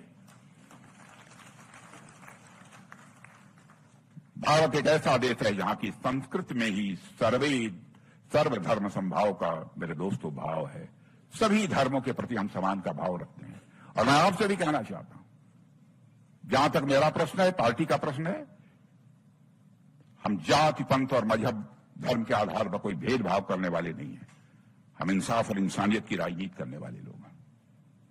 यह हमारा भारत है जिसने केवल भारत की सीमा में रहने वाले लोगों को ही नहीं बल्कि पूरे विश्व को संदेश देने वाला पहला देश इस धरती पर भी कोई है तो भारत है, जिसने वसुधैव कुटुंबकम का संदेश दिया है। The whole world is a family. भारतीय संस्कृति स्वभाव से ही पंथ निरपेक्ष रही है। स्वभाव से ही भारतीय संस्कृति पंथ निरपेक्ष रही है, सेकुलर रही है। यह तो वह धरती है जहां पर हर किसी को अपनी बात का प्रचार करने की छूट रही है। यह भारत ही है जहां पारसी समाज को खुले मन से स्वीकार किया गया है, मेरे बहनों भाइयों। और वे सबसे पहले गुजरात के सूरत पहुंचे थे और आज वे भारत के कई नगरों में सैकड़ों वर्षों से रह रहे हैं। साथियों, केवल भारत का ही नहीं बल्कि दुनिया के सबसे पुराने चर्चों में से एक आज भी केरल में मौजूद है। पुराने चर्चों में भी है, एक चर्च केरल में मौजूद है। अगर मैं इस्लाम की बात करूं तो पूरी दुनिया में केवल भारत में ही इस्लाम के 72 के 72 फिरके पाए जाते हैं। दुनिया के किसी देश में इस्लाम के 72 के 72 फिरके नहीं पाए जाते। यह हमारे देश की सहिष्णुता और पंथ निरपेक्षता, सेकुलर कैरेक्टर का यह एक जीता जागता उदाहरण है। साथियों, पूरे विश्व में अगर कहीं माइनॉरिटीज, पूरे विश्व में यदि माइनॉरिटीज कहीं सर्वाधिक सुरक्षित हैं तो हमारा और आपका देश वो भारत है, यहां सर्वाधिक सुरक्षित है। हमारे पड़ोसी देशों की हालत देखिए। पाकिस्तान में माइनॉरिटी कम्युनिटी की बुरी हालत कर रखी, चाहे वो हिंदू हो चाहे ईसाई हो। माइनॉरिटी को छोड़िए, वहां तो शिया, सुन्नी, अहमदिया को लेकर भी आए दिन फसाद हुआ करते हैं। बांग्लादेश की भी परिस्थिति काफी खराब होती जा रही है, खराब हो चुकी है। वहां हिंदू समुदाय के साथ जो कुछ भी हो रहा है वह किसी भी सभ्य समाज के माथे पर एक कलंक से कम नहीं है मेरे दोस्तों। साथियों, पड़ोसी देशों में माइनॉरिटी कम्युनिटी पर ढाए जा रहे जुल्म को देखकर हमारी सरकार ने ये सिटीजनशिप अमेंडमेंट एक्ट पारित किया, जिसका विरोध उन राजनीतिक दलों ने सबसे ज्यादा किया जो दिन रात माइनॉरिटीज के लिए घड़ियाली आंसू बहाते रहते हैं। उन लोगों ने विरोध किया। क्या दुनिया के दूसरे देशों में माइनॉरिटी हमारे पाकिस्तान में है, बांग्लादेश में है, अफगानिस्तान में है? यदि हम वहां रहने वाले अल्पसंख्यक हिंदू हो, सिख हो, ईसाई हो, तो उनके ऊपर कोई जुल्म ढाया जा रहा है, क्या भारत को उनको नागरिकता नहीं देनी चाहिए? यह नागरिकता हमारी सरकार ने दी है। और बहनों भाइयों, पूरे देश को बराबर इन लोगों ने गुमराह करने की कोशिश की है। इन तथाकथित सेकुलर लोगों ने यह कोशिश की है। पूरे विश्व में साथियों, भारतीय जनता पार्टी एक ऐसी अकेली पार्टी है जिसने पड़ोसी देशों में माइनॉरिटी पर होने वाले जुल्म को खत्म करने के लिए नागरिकता कानून में संशोधन किया। न केवल वकालत की, बल्कि सरकार बनते ही उस पर काम भी प्रारंभ किया और उसके बाद में पारित भी कर दिया। इसे कहते हैं सच्चा सेकुलरिज्म, इसे कहते हैं सच्चा पंथनिरपेक्ष। मैं सेकुलरिज्म के नकली पैरोकारों से मैं पूछना चाहता हूं कि जब साल 1976 में आपातकाल के दौरान संविधान के 42वें संशोधन के माध्यम से सेकुलर शब्द जोड़ा गया, तो क्यों इन शब्दों को जम्मू और कश्मीर के संविधान में नहीं जोड़ा गया? क्या जम्मू एवं कश्मीर को सेकुलर नहीं होना चाहिए था? लेकिन उसमें नहीं जोड़ा गया। यहां पर कश्मीरी पंडितों को मजहब के आधार पर टारगेट किया जा रहा था। और साथियों, हमने भारतीय संविधान की धारा 370 को समाप्त किया है और तब जाकर जम्मू कश्मीर में वास्तव में जम्मू कश्मीर यह सेकुलर हो पाया। साथियों, भारतीय संविधान का एक लिविंग डॉक्यूमेंट है, जीवंत डॉक्यूमेंट है। भारतीय संविधान एक हमारा जीवंत एक दस्तावेज है। उस पर स्वस्थ तरीके से बहस का चलना लोकतंत्र की ताकत की निशानी है। मैं ऐसा मानता हूं, मगर जनता को संविधान के नाम पर गुमराह करने की जो कोशिश एक बार फिर कांग्रेस और आरजेडी के लोग करना चाहते हैं, उसमें वे इस बार कामयाब नहीं होंगे। और इस देश में सेकुलरिज्म को सबसे अधिक खतरा यदि किसी से है तो इन छद्म सेकुलर वादियों से है। मेरे बहनों भाइयों, इसके प्रति भी हम सबको सजग रहना चाहिए। साथियों, इस बार लोकसभा चुनाव में हमारे देश के सामने सेकुलर सिविल कोड को लागू करने का संकल्प व्यक्त किया है। भाजपा के संकल्प पत्र के निर्माण समिति का भी मैं अध्यक्ष रहा हूं दोनों बार। मैं तो यही कहूंगा कि मोदी जी जो कहते हैं वही करते हैं। जो कहा है अक्षरशः उसे पूरा किया है। और साथियों, यह काम भी वो जरूर करेंगे जो लोग भी सेकुलरिज्म को सही मायनों में मानते हैं। उन्हें सेकुलर सिविल कोड के निर्माण में अपना समर्थन देना चाहिए, यह भी मैं अपील करना चाहता हूं। साथियों, गांधी जी ने किसी भी कार्य को करने का एक यंत्र दिया है। गांधी जी ने किसी कार्य को करने का एक हमें यंत्र दिया है। उन्होंने कहा है कि सबसे गरीब और सबसे कमजोर आदमी तुमने देखा हो, सदैव उसकी शक्ल याद करो और अपने दिल से पूछो कि जो कदम तुम उठाने का विचार कर रहे हो उस आदमी के लिए कितना उपयोगी होगा। आज मैं आप सभी को एक यंत्र देना चाहता हूं कि जब यहां से आप बाहर जाओ तो सिर्फ चुनाव प्रचार के लिए नहीं कार्य करना है। कार्य क्या करना है? बिहार के उस बच्चे के लिए जिसके पिता को अपना प्रदेश छोड़ना पड़ा था। आपको कार्य करना है बिहार के उसके बच्चे के लिए जिसके पिता को अपना प्रदेश छोड़ना पड़ा था क्योंकि यहां विकास नहीं था। कार्य करना है हर उस अपमान का दाग मिटाने के लिए जो बिहार के सीने में दाग दिया गया था, क्योंकि कुछ लोगों ने बिहार को जंगल राज में बदल दिया था। कार्य करना है हर सम्मान के लिए जिसका बिहार हकदार है। कार्य करना हर उस मां के लिए जिसका बेटा उस जंगल के राज में मार दिया गया था। कार्य करना उस बहन के लिए जिसके भाई का अपहरण कर दिया गया था। कार्य करना है हर उस बिहार के इंसान के लिए जो अपने प्रदेश और देश को विश्व का सबसे उन्नत स्थान बनते देखना चाहता है, उसके लिए हमें काम करना है। और साथियों, मैं पूरी तरह से आश्वस्त हूं, इन सब सारी चीजों का संज्ञान लेते हुए इस बार के चुनाव में, चुनाव जब आएगा तो आएगा, लेकिन इसके अभी से हम लोगों को पूरी ताकत से लगना है और इस संदेश को जन जन तक पहुंचाना है। मैं दावे के साथ कह सकता हूं, जो हमारी जानकारी है, जो हमारी सूचना है कि बिहार में इस बार एनडीए की 2/3 बहुमत से सरकार बनने जा रही है। आइए बढ़ते हैं अगली खबर की ओर। दिशा सालियान केस में आदित्य ठाकरे को clean chit. Bombay high court में मुंबई पुलिस ने एसआईटी रिपोर्ट पेश की गई है, जिसमें इस पूरे मामले में बेईमानी की कोई बात नहीं पाई गई है। इस रिपोर्ट में प्रतिक्रिया देते हुए एनसीपी पीसी नेता रोहित पवार ने भाजपा और उनके सहयोगी पर तीखा हमला बोला है। उन्होंने कहा कि आदित्य ठाकरे का इस घटना से कोई लेना देना नहीं था, लेकिन राजनीतिक सभा के लिए उनका नाम जबरन घसीटा गया। रोहित पवार ने कहा, एक मृतक व्यक्ति के नाम का उपयोग कर राजनीतिक फायदा उठाने की कोशिश करना बेहद शर्मनाक है। भाजपा और उनके सहयोगी ने जानबूझकर इस संवेदनशील मामले को राजनीतिक रंग देने की कोशिश की। हाँ, देखो, पहले से ही मैं आदित्य ठाकरे के बाजू से था। आदित्य ठाकरे का इससे कुछ रिलेशन नहीं था, ऐसा सबका कहना था। लेकिन ये जो भाजपा के लोग हैं या उनके जो अलाइज है, जो महाराष्ट्र में आज उनके साथ सत्ता में है, उन्होंने दिशा सालियान का नाम और आदित्य का नाम जोड़ के उसमें पॉलिटिकल एडवांटेज लेने की कोशिश ली थी। हम सातत्य से बता रहे थे, ऑल द टाइम बता रहे थे कि उनका कुछ इसमें रिलेशन नहीं, लेकिन सिर्फ पॉलिटिकल गेन के लिए नाम इस्तेमाल किया गया था। अभी आज अगर आप देखो तो होम मिनिस्टर जो अपने सीएम है देवेंद्र फडणवीस जी, उनके विभाग ने अभी कोर्ट को बताया कि ऐसे कुछ रिलेशन नहीं है। तो हम सबका कहना है कि ये जो नेता है जिन्होंने आदित्य जी का नाम खराब किया था, और एक ऐसी औरत, एक लड़की जिन्होंने सुसाइड किया था, कुछ पर्सनल इश्यूज होंगे, तो उनका नाम जो आज दुनिया में नहीं है, उनका नाम इस्तेमाल करके आपने पॉलिटिकल गेन लेने की कोशिश की। तो ये जो नेता है उन्होंने माफी मांगनी चाहिए, लोगों की भी और आदित्य ठाकरे की भी।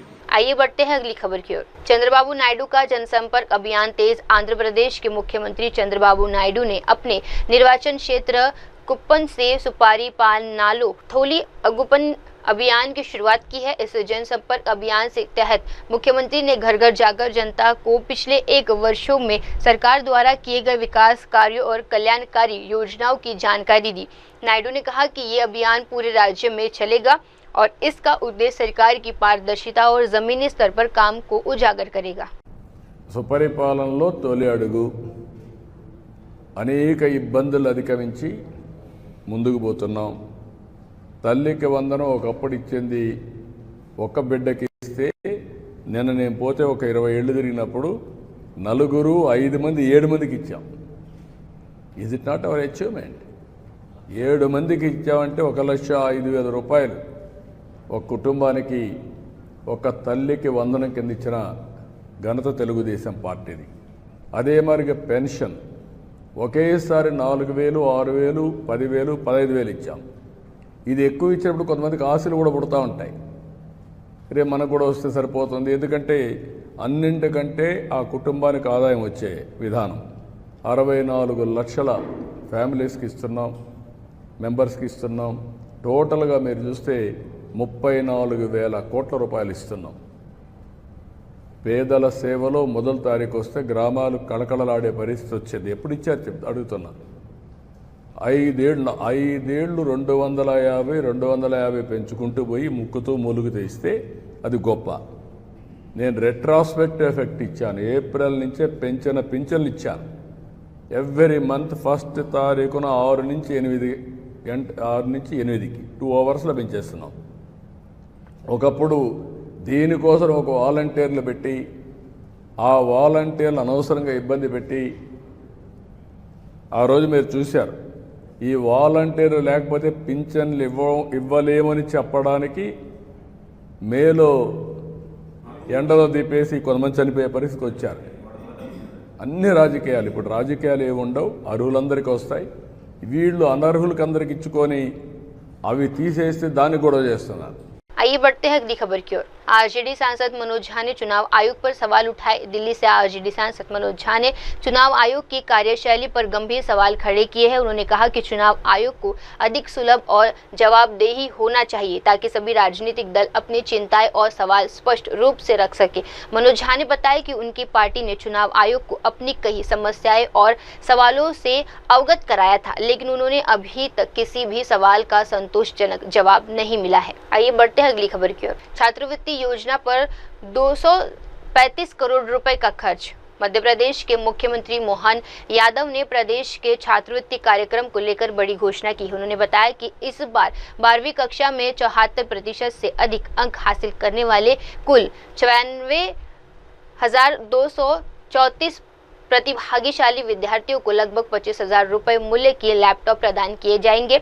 इस योजना पर सरकार कुल 245 करोड़ रुपए खर्च करेगी, जो राज्य सरकार की युवाओं के प्रति प्रतिबद्धता को दर्शाता है। मुख्यमंत्री मोहन यादव ने कहा कि सरकार हमेशा प्रतिभाशाली विद्यार्थियों के साथ खड़ी है और उन्हें बढ़ावा देने के लिए हर संभव कदम उठाएगी। एक अलग प्रकार का समय लेकर आ रही है। हमारे 12वीं पास 75% से ज़्यादा अंक लाने वाले सभी विद्यार्थियों के लिए खासकर 94,234 विद्यार्थियों को लैपटॉप मध्य प्रदेश। आइए बढ़ते हैं अगली खबर की ओर। केजरीवाल ने गुजरात में बीजेपी शासन को बताया असफल। अहमदाबाद में आम आदमी पार्टी के राष्ट्रीय संयोजक अरविंद केजरीवाल ने गुजरात की बीजेपी सरकार पर तीखा हमला बोला है। उन्होंने कहा कि 30 साल से सत्ता में रहने के बावजूद बीजेपी सरकार ने राज्य को बुरी तरह से विफल कर दिया है। हाल ही में सूरत में आई भयंकर बाढ़ को उन्होंने मानव निर्मित आपदा करार दिया और इसे भ्रष्टाचार का परिणाम बताया। गुजरात में भारतीय जनता पार्टी की सरकार है और 30 साल में भारतीय जनता पार्टी ने गुजरात को बर्बाद करने में कोई कसर नहीं छोड़ी। अभी सूरत के अंदर जिस किस्म की बाढ़ आ रही है, जिन लोगों ने करोड़ों करोड़ों रुपए के घर ले रखे हैं, अपर मिडिल क्लास, उनके घरों के ड्राइंग रूम और बेडरूम के अंदर पानी घुसा हुआ है, उनके टीवी पानी में तैर रहे हैं। आज से 10 साल पहले सूरत में ये हाल नहीं था। ये केवल और केवल ये इंसान मनुष्यकृत कार्य है। ये इन लोगों के भ्रष्टाचार का नतीजा है जो सूरत में इस तरह का हो रहा है। मुझे बताया गया कि साल 2 साल पहले वडोदरा में भी ऐसे ही होता है, जूनागढ़ में भी ऐसे होता है कि शहरों में बाढ़ आ रही है। क्यों? क्योंकि उन्होंने बिल्डरों के साथ मिलके वहां पे पूरा पानी जो है वो रोक दिया और वो सारा पानी जो है लोगों के घरों के अंदर भर रहा है। के अंदर सड़कों का बुरा हाल है, खेडूतों का बुरा हाल है। उनको बीज नहीं मिल रहे, उनको बिजली नहीं मिल रही, उनको पानी नहीं मिल रहा, उनको खाद नहीं मिल रही। दर दर की ठोकर। दिल पर गुजरात के अंदर सड़कों का बुरा हाल है, खेडूतों का बुरा हाल है। उनको बीज नहीं मिल रहे, उनको बिजली नहीं मिल रही, उनको पानी नहीं मिल रहा, उनको खाद नहीं मिल रही।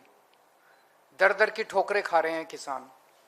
युवाओं का बुरा हाल है, रोज पेपर लीक हो रहे हैं, इनसे पेपर नहीं कराए जाते। रोजगार नहीं है।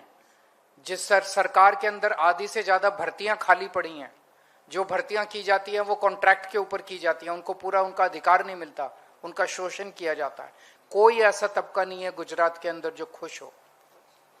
लेकिन उसके बावजूद एक बार बार भारतीय जनता पार्टी चुनाव जीतती आ रही है और उसका केवल और केवल एक ही कारण है कि अभी तक गुजरात के लोगों के पास विकल्प नहीं था। वो कहते थे हम बीजेपी को हराना चाहते हैं, लेकिन किसे वोट दें? कांग्रेस, सब लोग जानते हैं कांग्रेस उनकी जेब में है। कांग्रेस को एक तरह से ठेका दिया जाता है हर चुनाव में बीजेपी को जिताने का, और बीजेपी को बहुत अच्छे से जिताती है कांग्रेस। तो कांग्रेस के ऊपर लोगों का भरोसा नहीं है। लोगों को पता है कि कांग्रेस को वोट दिया, अगर बाई चांस वैसे तो जीतेगा नहीं, अगर जीत भी गया तो फिर वो बीजेपी में, जीतने के बाद बीजेपी में चला जाएगा। लेकिन अब आम आदमी पार्टी आ गई है। आम आदमी पार्टी एक विकल्प के रूप में लोग देख रहे हैं। तो विसावदर में जिस तरह से लोगों ने वोट दिया, ये माहौल, ये गुस्सा पूरे गुजरात के अंदर व्याप्त है लोगों का। मैं कई जगह लोगों से मैंने बात की, हर जगह लोगों में इसी तरह का गुस्सा है जिस तरह का गुस्सा विसावदर में देखने को मिला।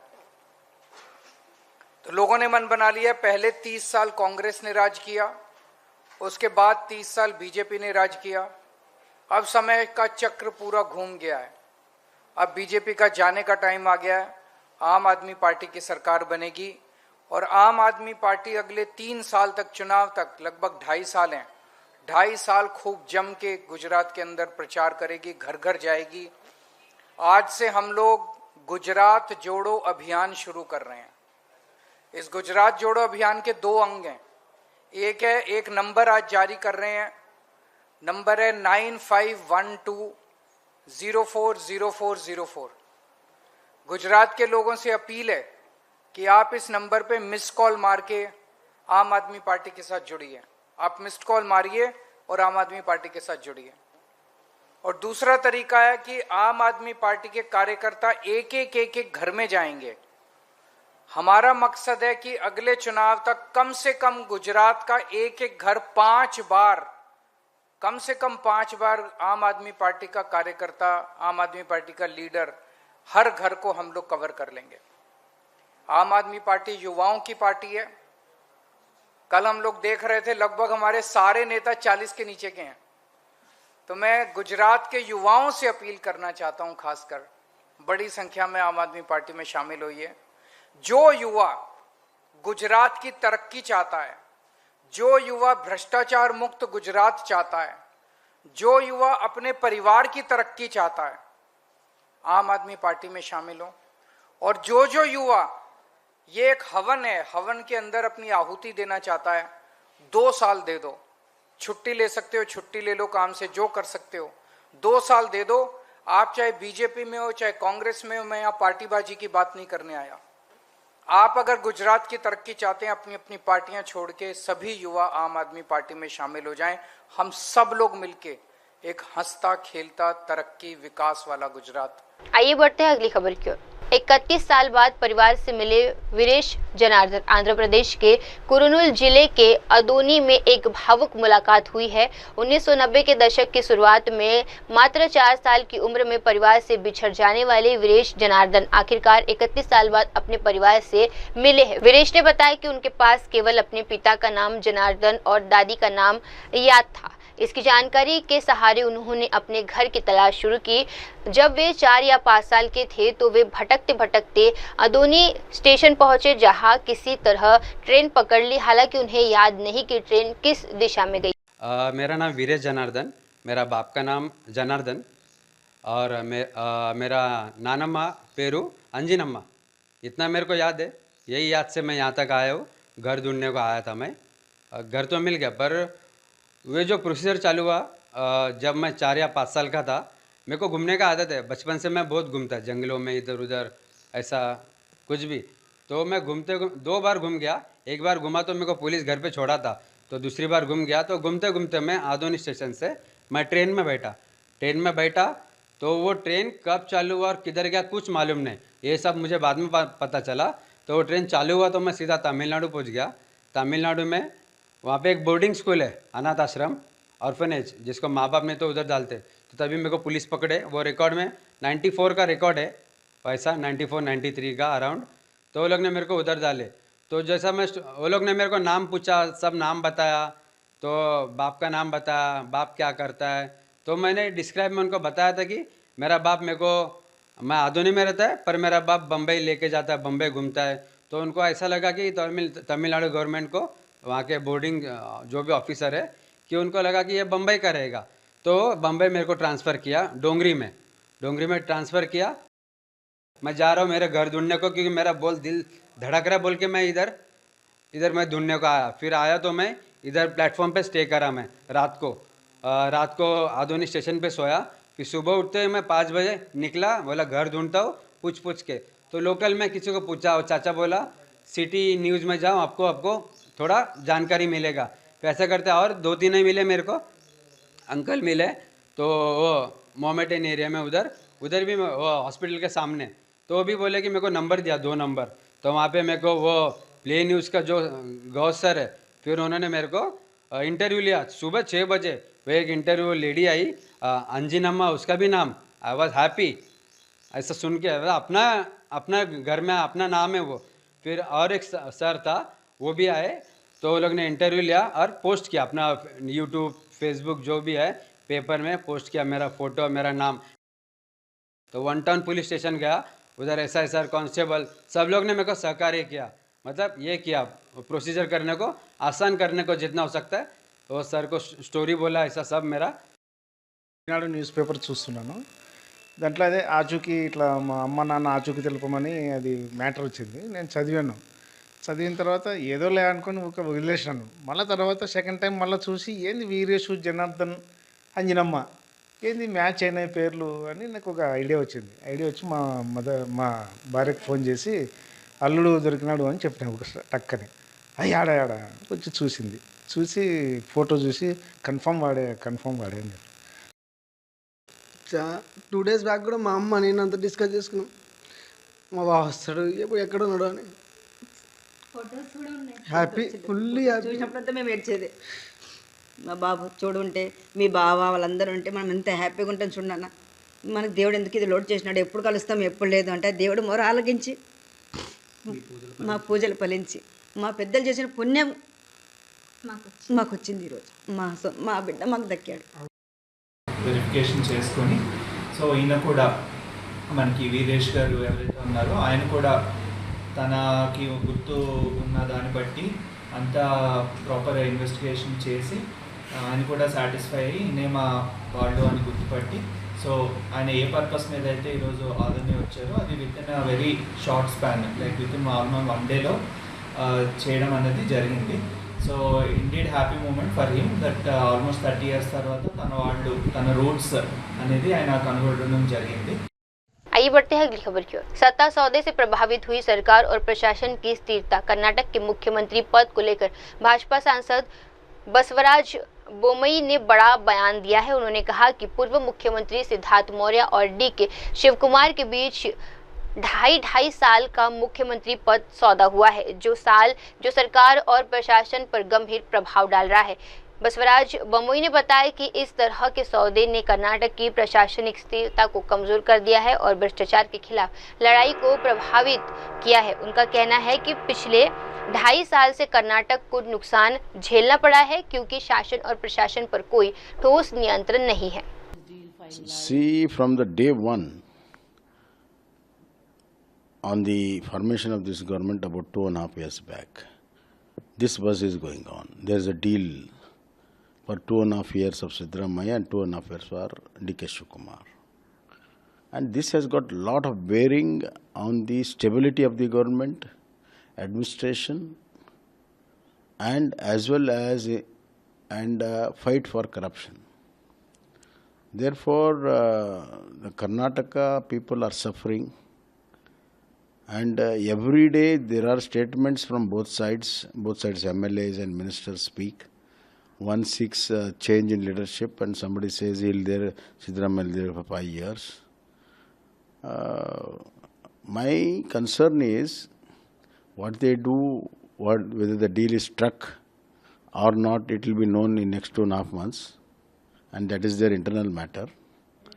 But what my concern is, Karnataka has suffered for 2.5 years now.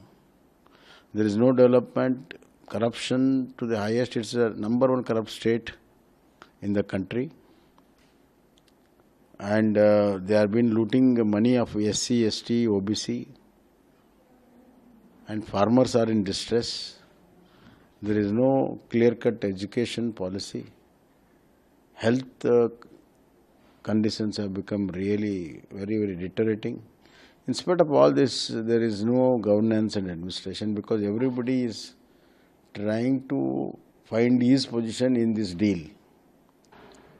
So it is better that the High Command once for all clarify whether there was a deal, and if that deal is there, whether they will stick to the deal or not. I think it is the High Command of Congress owes to the people of Karnataka, those who have put it in power, in spite of rejected all over the country, to tell the people of Karnataka that there will be deal or no deal and bring stability in the governance of Karnataka. No, BJP is not daydreaming anything. It is the fear. Every time Siddaramaiah talks about completing 5 years, that creating a big doubt in the minds of congressmen, Congress legislatures and the people at large. A stable government and a stable chief minister will never say every other day that I'm going to complete 5 years, I'm not going to 5 years.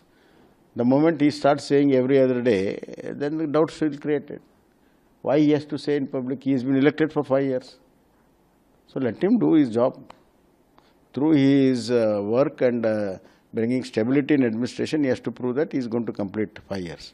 But that's not happening. There is no stability, there is no good governance, and not even good administration. Therefore, people are doubting.